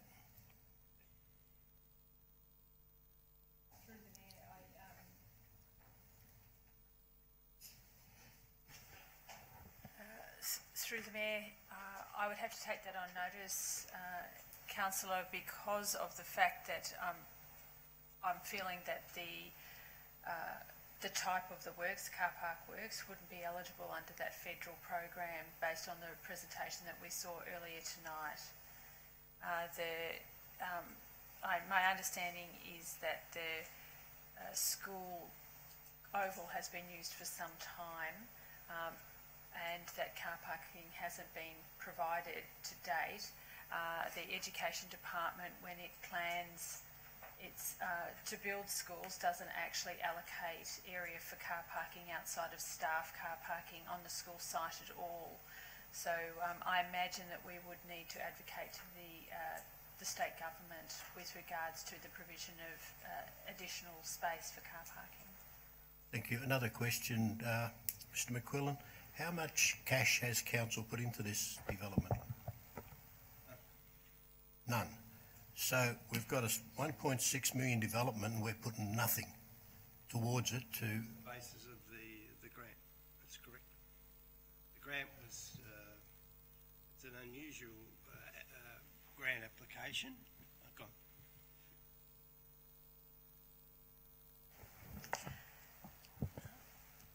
Thank you for your question, Councillor Brown. The grant that was provided by the state government for this particular project was a one-off grant called the Shared Facilities Fund. And the grant was designed to fully fund the cost of the projects, but did ask for councils to partner with the state government with regards to this funding. In this particular case with the Career-Up Secondary College, council agreed to offer in-kind support to actually write the application and to also maintain some of the facilities that will be built as a result of this construction.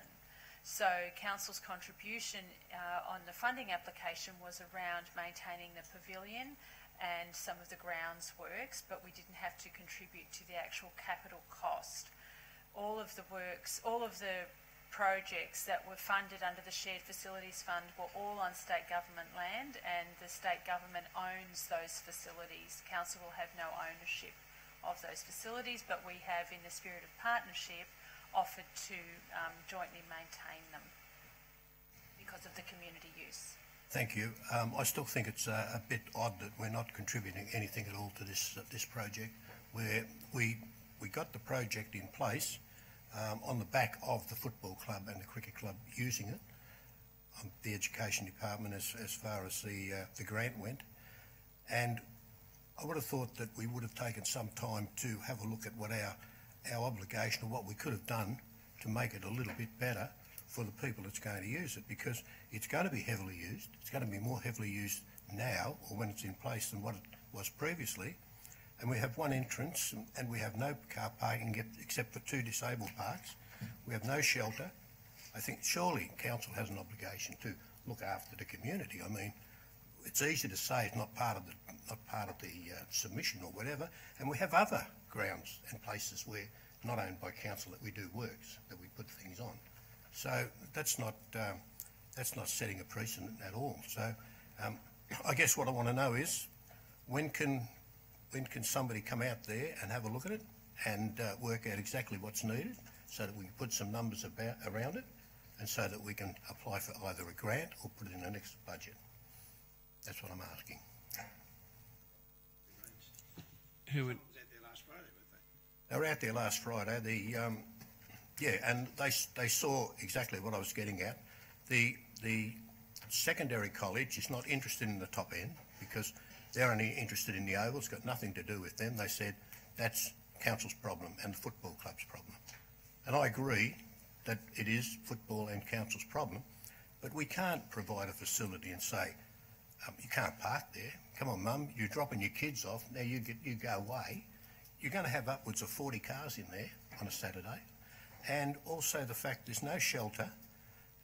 It's just something that we've just chucked it in there. And if you look at talking about the other grants and stuff, you've got the James Bath, particularly mentions parking.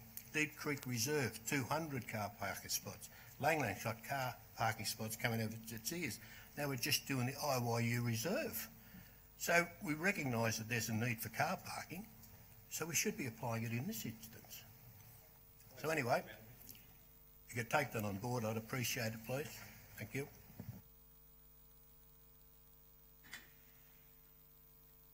Thank you, Councillor Brown. I think what we need to note too is this report's for noting, and there's been some interesting conversations come out of it that I'm sure that we can expand further at our briefing and try and get some more answers to. Is there any other people who'd like to report on this report? I would like to mention one. I find it really interesting that the Officer Recreational Reserve number 2 oval on the western end is up for reconstruction. Don't know how it got to be their number 2 oval. It was a number 1 oval for as long as the club existed until a new one was built. And I can remember going back 8 or 9 years ago when it was voted on council, I think 8 or 9 years ago, that we built a site development plan at Officer Rec Reserve, and the very first action in that plan was to reconfigure the oval and re-straighten it on the reserve. It's about number 6 at the moment. Many other things have been done, but that was actually one of the original things that had to be done, because if anyone looks at the reserve, it sort of runs across instead of running parallel to the other grounds. So I think that's a piece of works that has been long awaited.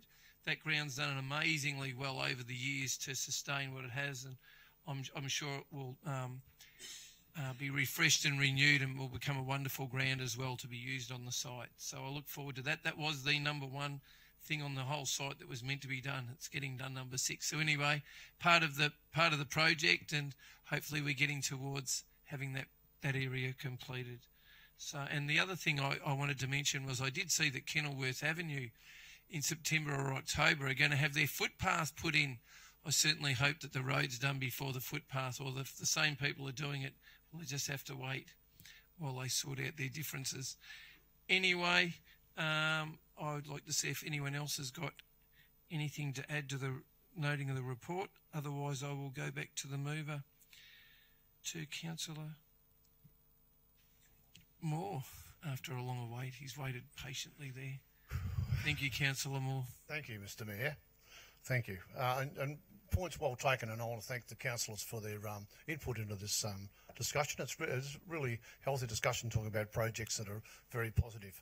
And to you, Councillor Schilling, when you had the radio station around the other day and whatever, you should have taken Mr Ben Wood with you. He's a bit like a rock star today, so I mean, maybe you should have gone with you. Would have been good. In closing, Mr Mayor, I just want to talk about the Jolly Road Bridge replacement that Councillor Brown and I went to the other day to view the bridge. What a fantastic project that is. And I want to make a note, Mr Wood, about the contractor on that job, on that particular job. Did a fantastic job on that bridge. And I must say that he took the native fish, and they diverted the river. They diverted and put it aside and took the fish out, and until they did the bridge, and then they put them all back in again. Like, it's an amazing feat that they did there for our local habitat and the native animals and fish there. That they did a fantastic job, I must say. And so we viewed and discussed it with Councillor Brown and I with the contractor, and it was really a great result and a really great bridge. It's a fantastic bridge there. But thank you to my fellow councillors for their input tonight into this very important report, monthly report, and I guess we will vote our usual way. But thank you, Mr Mayor. Thank you, Councillor Moore. Maybe you should help write the report with more depth into it and more colour about the fish being removed. I couldn't see that in the report. Anyway, we will go on to a vote. All those in favour? Declared unanimously carried. Finally, we have a notice of motion 1039 lodged by Councillor Schilling. Thank you, Councillor Schilling. Thank you, Mayor. Tonight I'd like to move notice of motion 1039, which reads, in light of the data set presented as part of the Livability Plan 2017 to 29, it's clear that as a council we have a role in supporting local charities and organisations that work towards the health and well-being of our local community. The council currently donate money towards various clubs and groups across the Shire. To ensure these funds are allocated to organisations that work towards positive community outcomes, a report is required to provide councillors with a comprehensive list of organisations that are the recipients of financial donations. The council therefore resolves to 1. Seek a report disclosing the donations Cardinia Shire Council make to various organisations across the Shire, including amounts, by the October General Council meeting. 2. Ensure that donations from the past 2 years are included in the report. And 3, ensure that future council donations are aligned with the actions of the council's Livability Plan 2017 to 2029.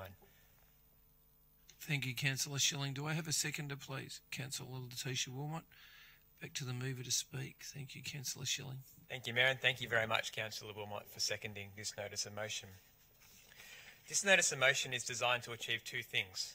Firstly, to provide councillors with a detailed report of organisations which we make financial contributions to. And secondly, to ensure the money is spent helping those organisations most in need of our support, whose business models work towards promoting good public health outcomes and social cohesion. The reference document I've used for this notice of motion is the Cardinia Shire's Livability Plan 2017 to 2029, which provides us with a strategic reference guide to ensure that we can achieve great health outcomes for all of our residents. It's important to note that local grant applicants are expected to align with the core principles of the Livability Plan. These core principles are to improve mental health, to improve social cohesion, improve safety, reduce family violence, reduce obesity, reduce financial vulnerability, and finally reduce the harm from alcohol, tobacco, drugs, and gambling. If we expect our community grant applicants to align with these values, we should also operate under the same framework as a council. There are organisations within the community that as a council we make well-documented donations to. One example is the 4Cs, who do a great job caring for our Shire's most vulnerable in the way of providing food and bill relief. To me, if I was to assess that business model and strategic outcomes of the 4Cs, I think it's safe to conclude that as an organisation they meet our livability standard. I want to know what other organisations, as a council, we do support, and if there are groups that we are unaware of, I believe that we should know about them so we can celebrate our partnerships and as councillors do more to actively engage with these organisations. Both our council plan and livability plan, which we unanimously endorse, references community challenges and provides a roadmap to addressing these challenges. As a council, by donating money to any organisation that does not align with our strategic outcomes, I believe is counterintuitive, inadvertently places additional stress on our community resources and sends a somewhat convoluted and hypocritical message out to the broader community. Tonight I'm going to reference one example of a financial contribution that we as a council make, which certainly doesn't align with our livability values. And this is an example, one example which is not the core purpose of my notice of motion, but does support the reason why I believe that it needs to pass tonight. Annually, Cardinia Shire Council donates $15,000 of ratepayers' money to the Pakenham Race Club to run a Kids' Day Out. The fundamental question I'm asking of councillors tonight is this: is it okay for us as councillors to be donating ratepayers' money to an organisation whose primary business model is gambling? And is this in line with our own set of standards documented in our livability plan? Is it a good look that our council logo is situated next to sportsbet.com, racing.com, alcohol companies, a controversial quarry which is planning to set up in our Shire, given the thousands of dollars as a council we are spending to protect the community from the harmful effects of, to quote the livability plan once again, tobacco, alcohol and gambling? The literature in this space is absolutely clear, with research showing that children see gambling as a normal part of sport, plan to gamble when they're old enough, and understand cashback incentives in ads as meaning you can gamble but you can never lose. This research isn't international research, this is highly localised and has come out from the good work from Associate Professor Samantha Thomas from Deakin University. Councillor Wilmot and I were lucky enough to meet with Associate Professor Thomas, and we're even more fortunate that she agreed to include Cardinia in some of her localised research on this very topic. Formal results of the study are yet to be released, but from my understanding, the results back the current evidence base, which to me is unsurprising, which once again is in line with our livability plan. That was just one example of a donation that I'm aiming to stop in this notice of motion. There are more that we're unaware of. I'm unsure at this point in time, and we won't know until we have a report. Feedback I have received from councillors in reference to the Kids' Day is that it's an amazing experience for kids. And I want to make this very clear. I'm in no way suggesting that the racing club should pull the pin on the day out. I'm not even suggesting that councillors shouldn't align themselves with the race club, because after all, it's about freedom of choice. We can associate with whatever organisations we want, and people have the freedom of choice to be able to attend whatever organisation or event they want within the community. The only thing I'm questioning is, should we be spending ratepayers' money on this event, given the core function of the racing club is excessive gambling branding lining their race course? So I'm not doubting for a single second that this is a great event and people do have fun of it, but clearly brand familiarisation is an important part of any organisation in attracting future users. We've seen this in McDonald's, heavy influence in children's sport. What I would be proposing with this one example is that we could spend the $15,000 on running our own annual Connecting Families Day. We could see a kids' movie night anywhere within the Shire with a full array of children's activities. You could have the environment team who have done some fantastic work with our youngest residents, our youngest citizens, teaching them about environmental sustainability. We have a youth team which is packed with great ideas and great activities to engage young people.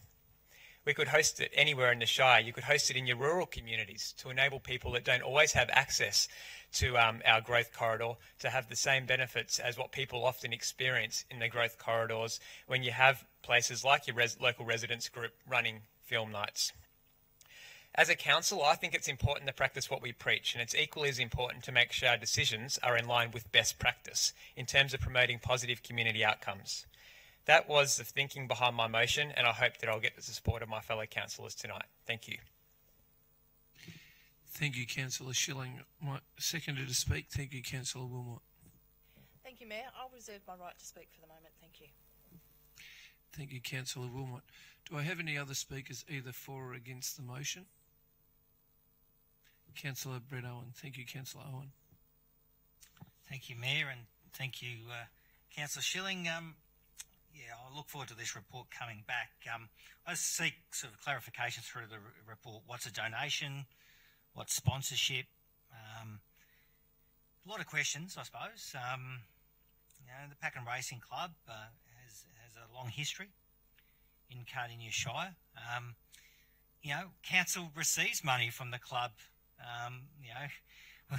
to support a number of programs that we have. So I see a bit of irony that we, through the grants program, they've got a major one, minor, and the major one has guidelines about the livability plan, and council welcomes that money and welcomes partnering with the club to see that money that's generated from gaming, and it's a requirement that they must give it out to the community. We note that, but there's a bit of irony that we gladly accept the money and distribute it to our needy groups, but we won't concerns about sponsorship.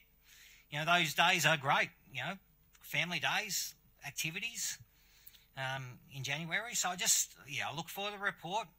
Getting some information, clarification.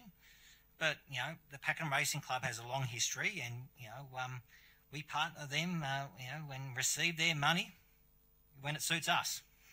So as per and our other groups, other community groups receives that money, and so I look for the report. But there's a lot of questions to be answered through that report, and council has to make some decisions, and it might have some adverse impacts. So it's not an easy one. And so I look forward to the report. But I do support your motion, Councillor Schilling, but it's a difficult one. Thank you. Thank you, Councillor Brett Owen. Do I have any other speakers who would like to speak? Councillor Ray Brown. Thank you, Councillor Brown. Thank you, Mayor Ross. And thank you to the other councillors who have spoken. Councillor Schilling and I have spoken about this notice of motion at some length, not in a way that it's going to resolve each way or which way or other, but I think that I've got confidence in our officers that they're not throwing money around willy-nilly. I'm sure that the charities that are supported by council are well entitled to the support they're given. In fact, we should give a bit more support, I think, but I don't see what this report is going to bring to the table, because as a council, I'm no expert in the knowledge of what an organisation needs or what they use their funds for. Are we going to get the report and we're going to go through it and we're going to cross this person off the list, give this person a bit more? What is this report going to provide for us? So I don't know what the motive of the motion is. In no way should we be seen as moral police. I don't think. I think we're all people, live in the community, and we don't get in this council chambers and then all of a sudden we put on the hat and say, look, we're the moral police here, and this is what will happen and what won't happen in respect to our morals as far as gambling, drinking, doing all those other sorts of good things.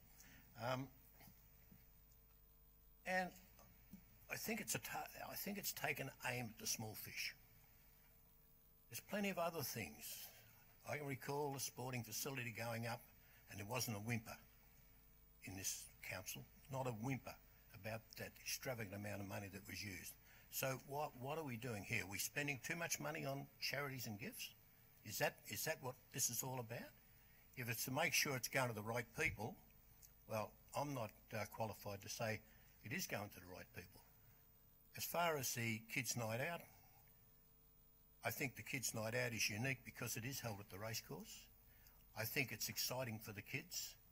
They don't have anything to do with the gambling. There's no bookies outside, they're all inside. The games and what have you are around the front of the grandstand. The amount of families sitting on that lawn just enjoying a night out with the colours of night racing is something to see. And I guess it's like everything else, if you haven't seen it or haven't tried it, we shouldn't really comment on it. As far as council putting something else together, sure, we could probably do something like that, but it would be putting a tremendous load on our staff, our officers. And my experience is that a lot of those functions that have been put on are not very well attended. This way, we make a donation, the show is put up, set up, and we just go along to it and enjoy it the same as the rest of the community. So I'll be supporting the motion, but I really don't know what the motive behind it is, and I'm in to see what the discussion comes out of it. Thank you, Mayor. Thank you, Councillor Brown. Do I have any other speakers either for or against the motion? I note that Councillor Wilmot reserved her right to speak. Would you like to speak, Councillor Wilmot? Thank you, Mayor. Yes, I will. I do support Councillor Schilling's notice of motion wholeheartedly. I think he raises some very valid points. And by asking for this report, it will give us a very clear picture of how we are spending ratepayers' money. And let's face it, that's exactly what it is. This isn't just money that we've come across on the tree out the back. This is ratepayers' money. And I think it is our job as councillors to make the decisions on how that money is allocated. In fact, it was raised just a few weeks ago that 4Cs, perhaps we should be considering giving them more money, that they do great work. Well, let's look at how much money we're giving them, whether there are areas where we could support more and that there'd be a greater community benefit than what currently we're getting. Until we've had a report of who we're supporting and how much we're supporting them for, we can't make those decisions. So I think this notice of motion is a good one. The decision as to whether or not we continue to support the Pakenham Racing Club is a decision that will come later on down the track when we've had this report. It's not a decision we're making tonight. But if it's a decision that we make at that time to continue with it, that's the choice of council. If the council chooses not to go with it, and as Councillor Schilling says, it doesn't really stack up against our livability plan. We ask our other grant recipients to make sure their grants do stack up against that plan. So we should be living what we're talking. We should be walking what we're talking. And at the moment, I don't believe we are. So I think this report is a good way of finding out where we're spending ratepayers' money. I note that councillors enjoy the family night out. It will still go ahead. Our $15,000 won't stop that event. The racecourse will either find a different sponsor or they'll contribute more themselves. It will continue to go ahead whether we're part of it or not. And councillors will still get invited to it and still be able to attend it and enjoy it with their families. So that's further down the track. All that decision making is further down the track. Tonight, we're supporting Councillor Schilling's notice of motion in seeking this report that fully gives us a full picture of where we're sending ratepayers' money, and I support that wholeheartedly. Thank you. Thank you, Councillor Wilmot. Do I have any other speakers? Councillor Graham Moore. Thank you, Councillor Moore. Thank you, Mayor. Yes, look, I'd like to support Councillor Schilling's on this notice of motion. It's all about balance. I still think that it needs to get balance in our community, and I think we owe it to our ratepayers to actually be transparent, to out and show what we support and what we don't support, and where we stand in our community. So. Yeah, okay, I understand the racing club, and it's got this overtone about gambling, and we're supporting gambling when we see these type of events, but it's not that way.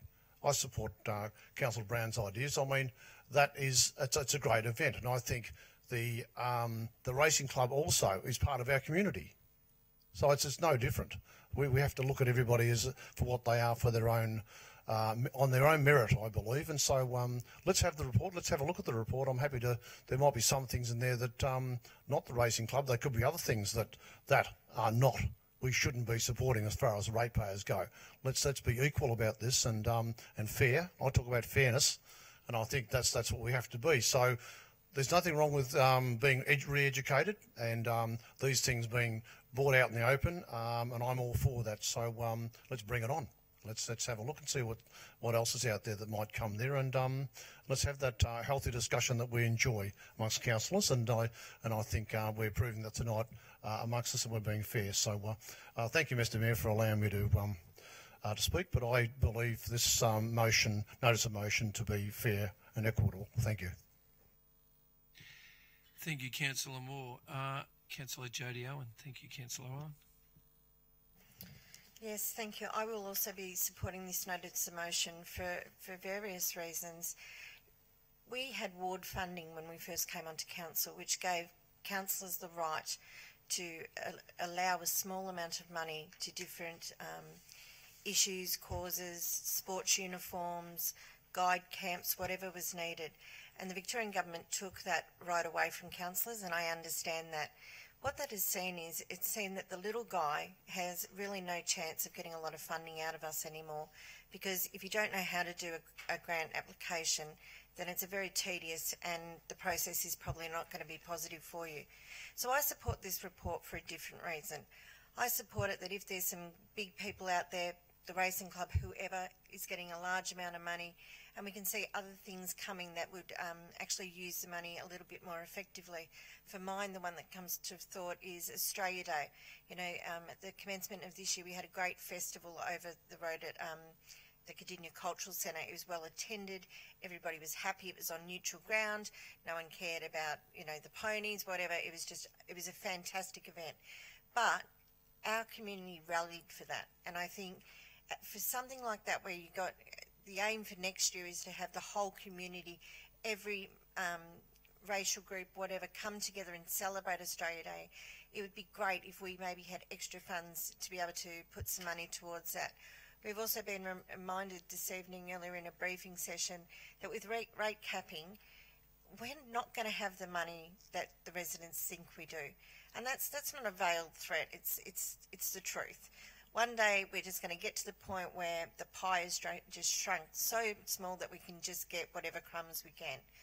I'd prefer to see us go through this. If there's people that we need to maybe put a question mark over, so be it. If everything's well and everything's great, fantastic. But I definitely support getting a report to see exactly where the ratepayers' money is going. And I'll say that again, it's the ratepayers' money. Thank you, Councillor Owen. Are there any other speakers who would like to speak to this before I go back to the mover? I might say a few words.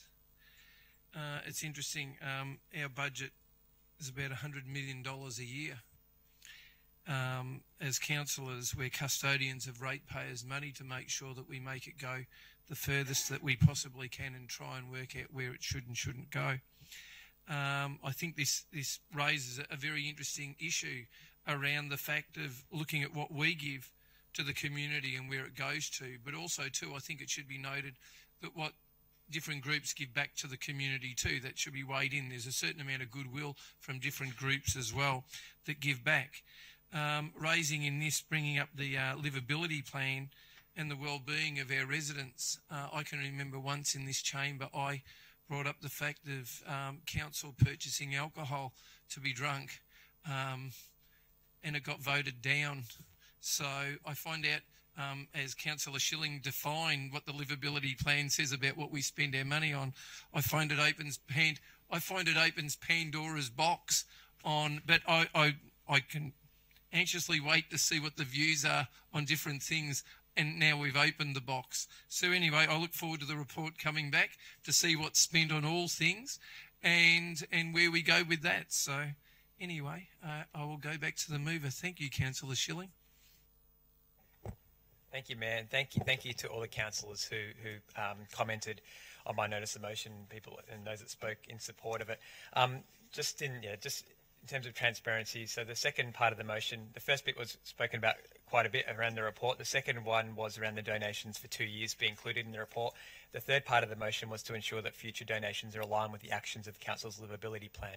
So I guess if council officers were to assess any donation that's made to an organisation, and the example of the Pakenham Racing Club, and they thought that that was in line with the livability plan, well, look, I wouldn't have much of a leg to stand on then, and I would say, okay, well, I brought it up, I asked the question, this was the outcome.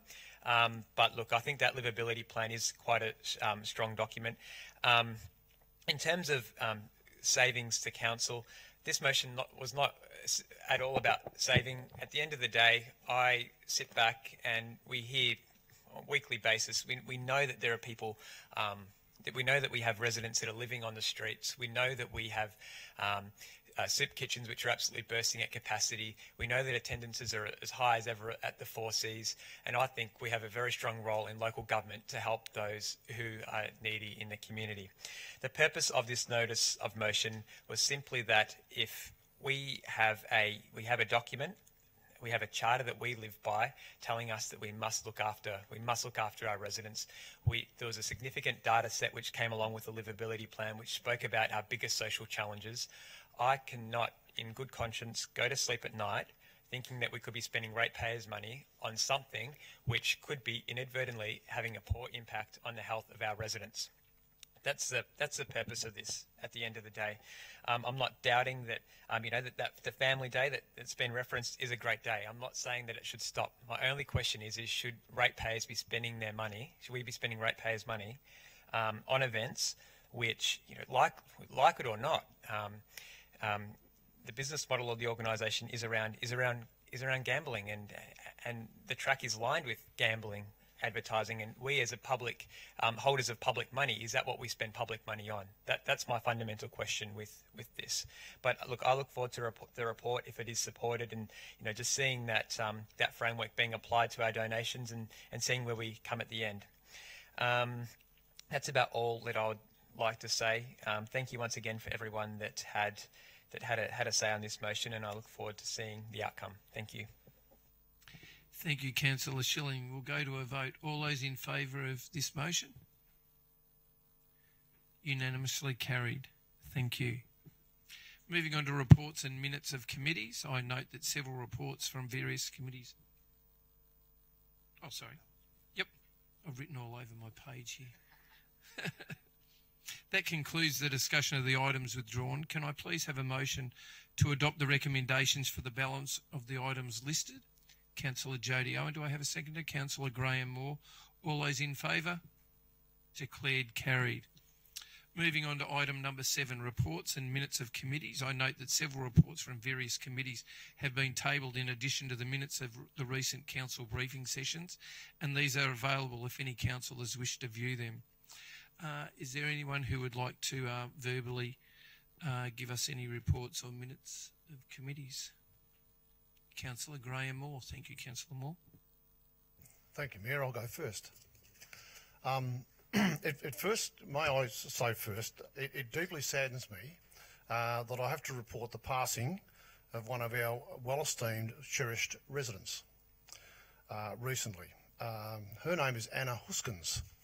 Anna Huskins is the wife of Charlie Huskins, who was a hard-working, well-respected councillor of this council for many, many years. A great friend of mine and my family. Anna was always by Charlie's side at every event I know. Great Rotarian, a foundation member of the Pakenham Rotary Club, and we did go to the PB Ronald Memorial Trust dinner the other night, and I was you were there, Mr. Mayor, and Councillor Brown and Councillor Springfield were there with their partners. It was a great night, and Charlie Huskins was one of the foundation members of that actual trust. So it's unfortunate to report that Anna Huskins recently passed away. She was a wonderful lady. They were just very hard-working local people that put in a lot and didn't take out a lot, and so they'll be sadly missed in our community, Mr. Mayor. That's the first report. And like I said, we had the PB Ronald Memorial Trust dinner the other night, which was really fantastic. One of our own staff members received an award there. Michael Casey received an award at that night, so it was really great to be able to present Michael and the other recipients of that award. It's really great in the honour of Peter Ronald. That was on the 7th of August, and of course the other day I went to the Woodlands Golf Course not to play golf, even though I would have loved to have, but it was the South East Council Climate Change Alliance meeting. It was a fantastic meeting, it was really good. Attended by myself and two of our staff members, Aruna and Desiree were there also, so that was on the 16th of August, so that was a really enlightening meeting, and I think we're going to get one of the presenters who was there for the day to come back and brief us on climate change and what effect it has on not the climate change on our councils, but on our responsibility of what that will do for the future. So I'm looking forward to that briefing. Thank you, Mr. Mayor. Thank you, Councillor Moore.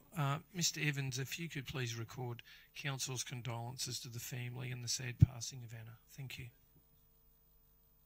Councillors, do I have any other reports or minutes of committee meetings that you would like to verbally read out? No. Thank you, Councillor Moore, for raising that. We'll go on to councillor reports. Do I have any councillor reports about matters to report? Councillor Brett Owen. Thank you, Councillor Owen. Thank you, Mayor.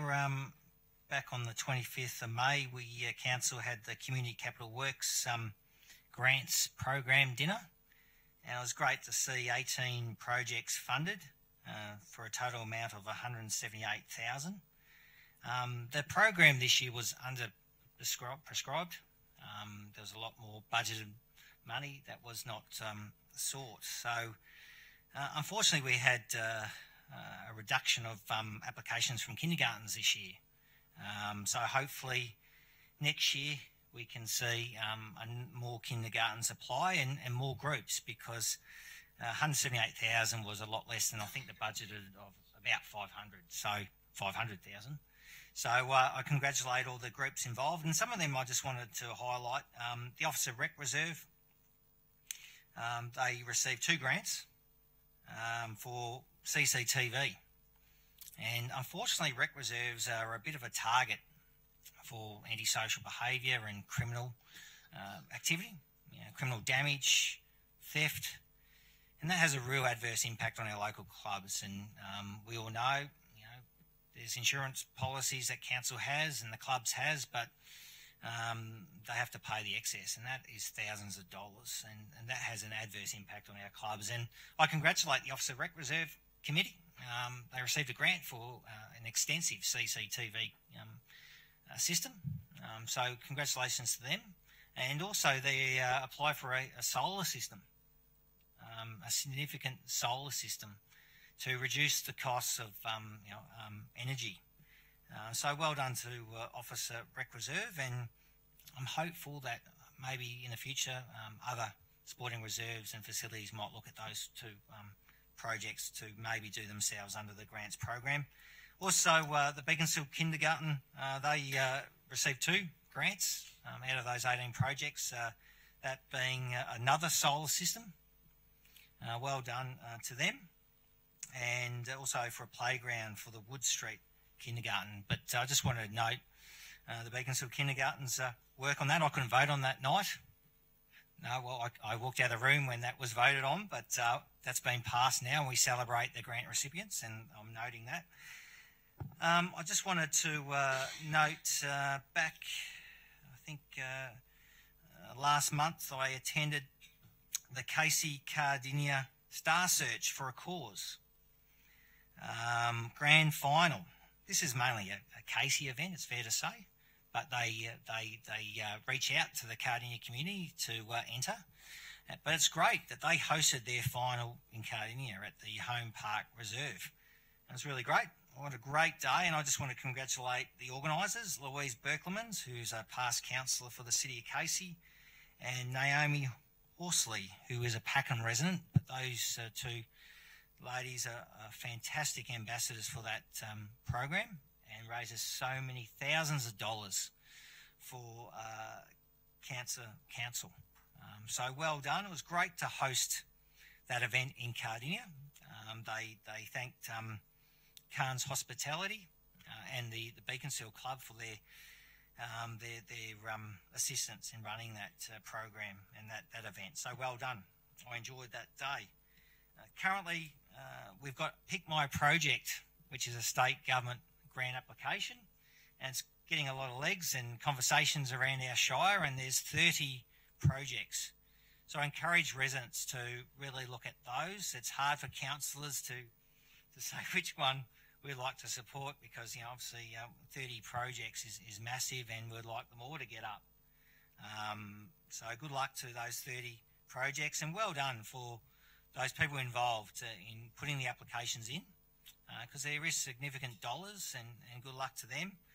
I do note that the Office of Rec Reserve, they're desperately seeking the funds required to complete their community space project attached to the reserve. There is a shortfall of funds. They're seeking $200,000 as part of that project, so hopefully that may get up. But well done to all involved in that. And finally, the Cardinia Foundation annual dinner is coming up on the 12th of October. It's the major fundraiser, so I encourage councillors to come along to that event. Please encourage your contacts, your friends to come along. We really want this to be a fantastic night. Tickets are $135, a great meal, local donated sort of produce, and I believe wine, etc. as well. So I encourage councillors and the community to support that. We really want to make that a real big event, so please come along. Thank you. Thank you, Councillor Owen. Do I have any other speakers who would like to report on something? Thank you, Councillor Tisha Wilmot. Thank you, Mayor. I just wanted to give an update on one of the advisory committees that I'm part of so that Council is aware of what's happening. And that's the Tourism Advisory Committee, which, as you know, is transitioning to become an independent body. At this point of time, we've got the board members have been appointed. We've had a number of workshops to work through the governance of that board, and we've got another meeting on this coming Wednesday night. We have a farewell function and a thank you function for the members of the board previously, the advisory committee rather. So we're thanking them, and then we're going straight into a meeting to finalise the structure and the incorporation so that it can be registered as an independent board. So there's been considerable work put into this. I think we're up to meeting number 4 in the last month. So it certainly is a very full-on process at the moment. But hopefully by the time we have our next general meeting in September, I'll be able to announce exactly who is members of that board and that it is fully incorporated and that we can move forward. I'll just mention another meeting that I went to and I had the privilege of being part of during earlier this month, and the Mayor was there for a short time too, was that we met with the 2 of the elders from the Wurundjeri tribe in Emerald Lake Park, and it was a great meeting. I was honoured to be asked to stay for the full 4 hours of meeting, and it was really worthwhile. We had a number of different staff departments, etc., attend at different points to speak to the elders and get their opinions and their advice, and they all walked away with some great valuable tips and some suggestions from the elders, and it was a very relaxed meeting. I don't know that I've ever been in a meeting that was quite as relaxed as that one. There was a lot of really good conversation came out of it, and I thank the elders for their time and look forward to meeting with them again at some point soon. We also had earlier in August some community consultation which I attended along with Councillor Springfield in regards to the development of the next strategic plan for the Emerald Lake Park precinct. There was approximately 40 or 50 residents at the consultation, and it was run by 2 of our staff members that did an absolutely superb job at running different activities and getting different points of view across, and I think those in attendance really enjoyed it as well. So I congratulate those staff members for their work. They did a great job that night. I've also attended through the last month the second public workshop for the re-establishment of the Cockatoo Neighbourhood House, the revitalisation. And again, a number of different community members have been part of that process, and we've had a small steering committee working on it as well, and it's progressing very well. So I thank those community members that have been involved. And it has been a busy month, and it looks like next month's going to be just as busy, so I look forward to it. All of these different bits and pieces that we get to be part of are always a lot of fun. We had the ladies' business luncheon a few weeks ago as well, which I attended, and there was over 350 people in the room, which, considering that 4 years ago when we first started that, I think that year there was about 150, 160 in attendance, so it's certainly grown. And is actually at capacity for the cultural centre now. So that's great work. It's great effort. And I thoroughly enjoyed the luncheon. Guest speaker was the founder of Endota, who was very entertaining and enlightening and quite inspiring. So I thoroughly enjoyed listening to her speak. Thank you. Thank you, Councillor Wilmot. Do I have any other speakers who would like to report? Councillor Graham Moore. Thank you, Councillor Moore. Yeah, just one more, Mr. Mayor, if I may, because it was very important to, I thought Letitia Wilmot may have mentioned this, so therefore I'm mentioning it myself. The White Ribbon, we had the Together We Can White Ribbon event here in this chamber on the 26th of July. What a great event it was, and the Together We Can program, as we're an accredited business for that program, being ambassadors as well to the White Ribbon program. The guest speaker there was just absolutely fantastic. The lady policewoman, or former policewoman, who wrote a book on this, and it was very moving address that she gave to us in this room here. It was well attended to. It was a really great day. So I think that just needed to be highlighted, Mr. Mayor. I know you spoke on the day, Mr. Mayor, and I might be taking your thunder there, but I know that it was a special day for us to be there as councillors, wasn't it? So it was really good. Thank you, Mr. Mayor. That's all. Thank you, Councillor Moore. I also purchased the book and my wife's read it already. She said it was an amazing read. I must say too, just following on from Councillor Wilmot, the meeting with the Wurundjeri elders was a really enlightening meeting. I must say they conduct themselves with great grace and dignity, and all I ask is respect in return. And one thing I put forward for a motion, my only one as Mayor, that we have the acknowledgement of country made into local law.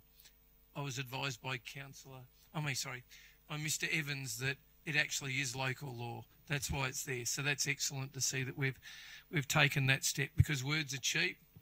I must say it's really sad to think that you've only got to go back to the 1960s, that our Indigenous residents and owners, traditional owners of the land on which we stand, were considered to be flora and fauna, not even human beings. They weren't even rated. I think it's a disgrace. Anyway, I'm proud to say that we've moved a long way forward from there, and I look forward to meeting with the group of the Wurundjeri people who had the utmost respect and wanted to work so well with everybody. So I look forward to that. That will grow the relationship and will grow into something really good, I'm sure. If there's nothing else, I do believe that we have had one presentation of petition already from Councillor Moore, which was earlier. Councillors, I must ask, is there any other petitions to be presented? I don't think so. Anyway, we will move on to community question time. We've received a question from Mr. Henk Heremans. Is Mr. Heremans in the gallery? No, he's not in the gallery. It was going to be referred to the General Manager of Planning and Development, Mr. Andrew Paxton, and what we will do is we will provide him with an answer in writing to his question, which we would already have. We also have a question from Mr. David Roberts. Do I have Mr. Roberts in the gallery? Thank you, Mr. Roberts. I refer your question to Mr. Ben Woods, who's the Acting General Manager for Assets and Services this evening. Thank you, Mr. Wood. Thank you, Mr. Mayor.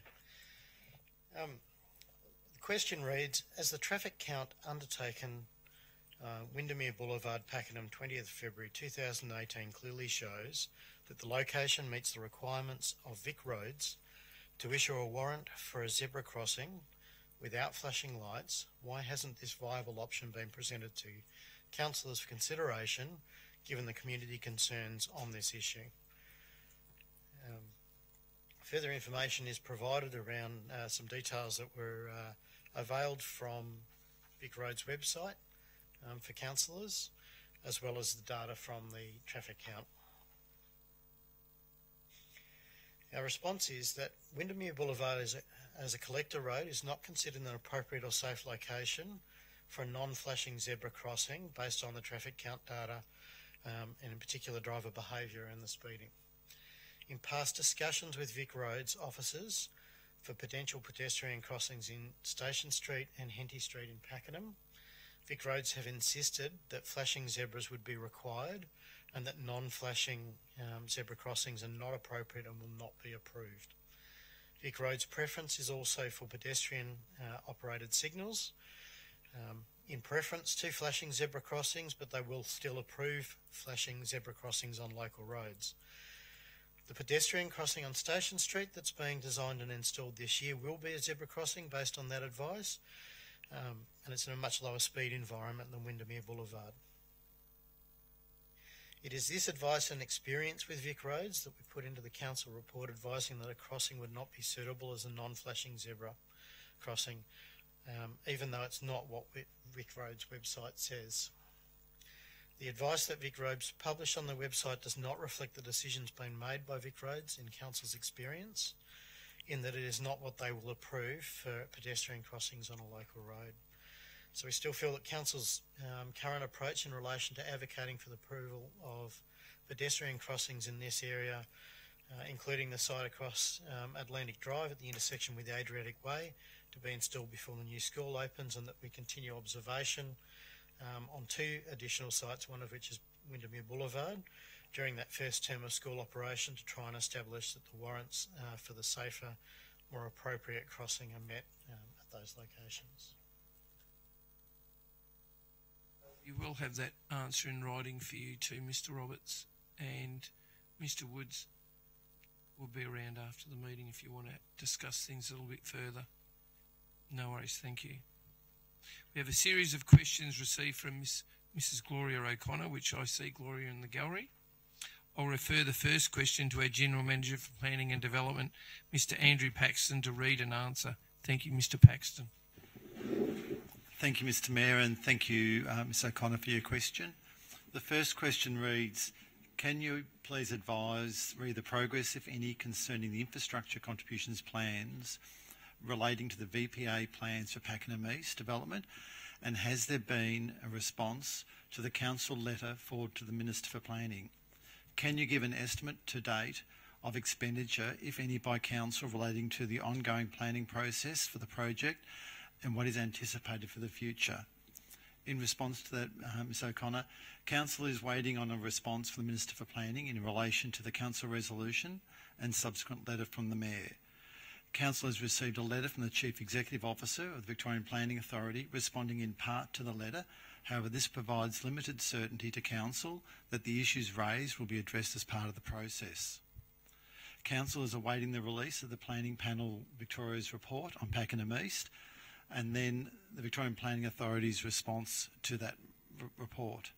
At this stage, the VPA have committed to recommending to their board and Minister that greater flexibility in how the ICP can be attributed to projects be allowed. But at this stage, we have no certainty.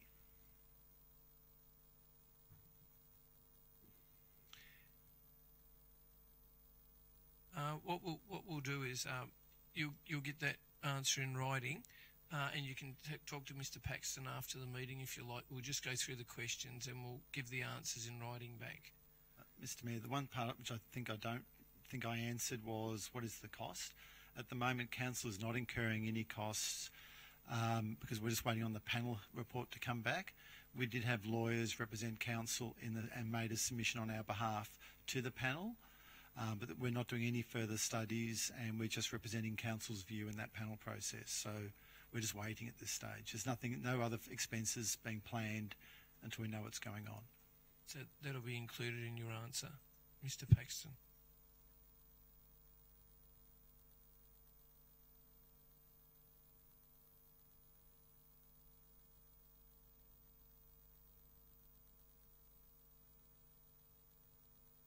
It is a cost to Council, and it would probably be in the order of around $20,000. It possibly would be in the order of around $20,000 for our legal fees at the panel. Yep. No worries. I refer the next question to the Manager for Governance, Mr. Doug Evans, to answer. Thank you, Mr. Evans.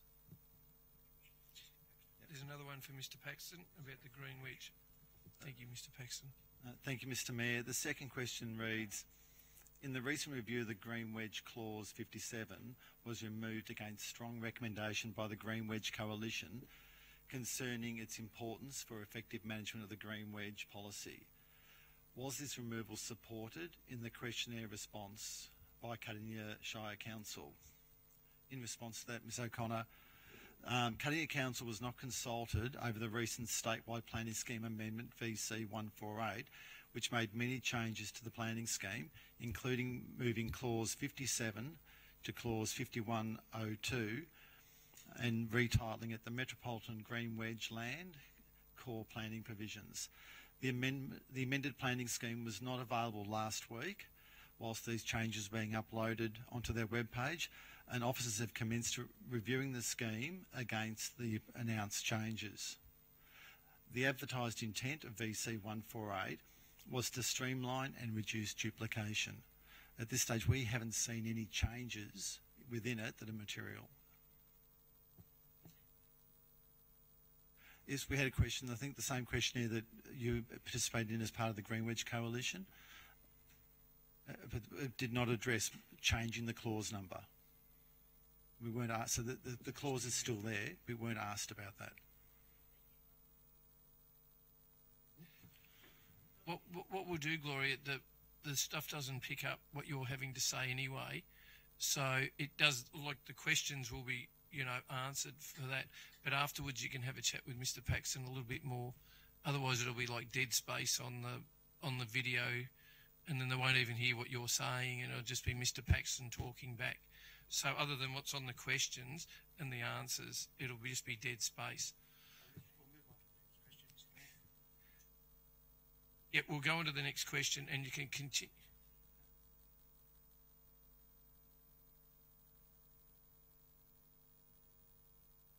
All the answers will be in writing. Absolutely. Everything that's said will be in writing. Yeah, absolutely.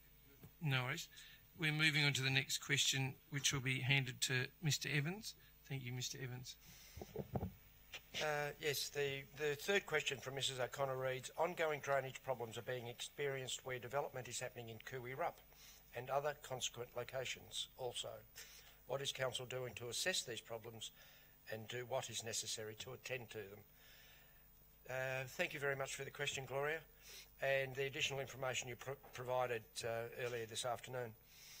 If you are able to pass on the contact details of the person that's contacted you from Boundary Drain Road, we'll certainly be able to visit that individual to ascertain what their concerns are and who's responsible for that drainage issue. Melbourne Water are mainly responsible for the complex drainage network throughout the former Great Swamp, and it may be that the residents' concern relate to a Melbourne Water responsibility. It is certainly acknowledged that Cooey Rup and the broader former swamp area have some, what we refer to as unique drainage issues. Any developments that are occurring in the former swamp area have very detailed and stringent drainage requirements attaching to them. You might care to catch me after the meeting to get those contact details. And that answer will be given in writing too. So everything that's said will be given back in writing so people can, not a problem.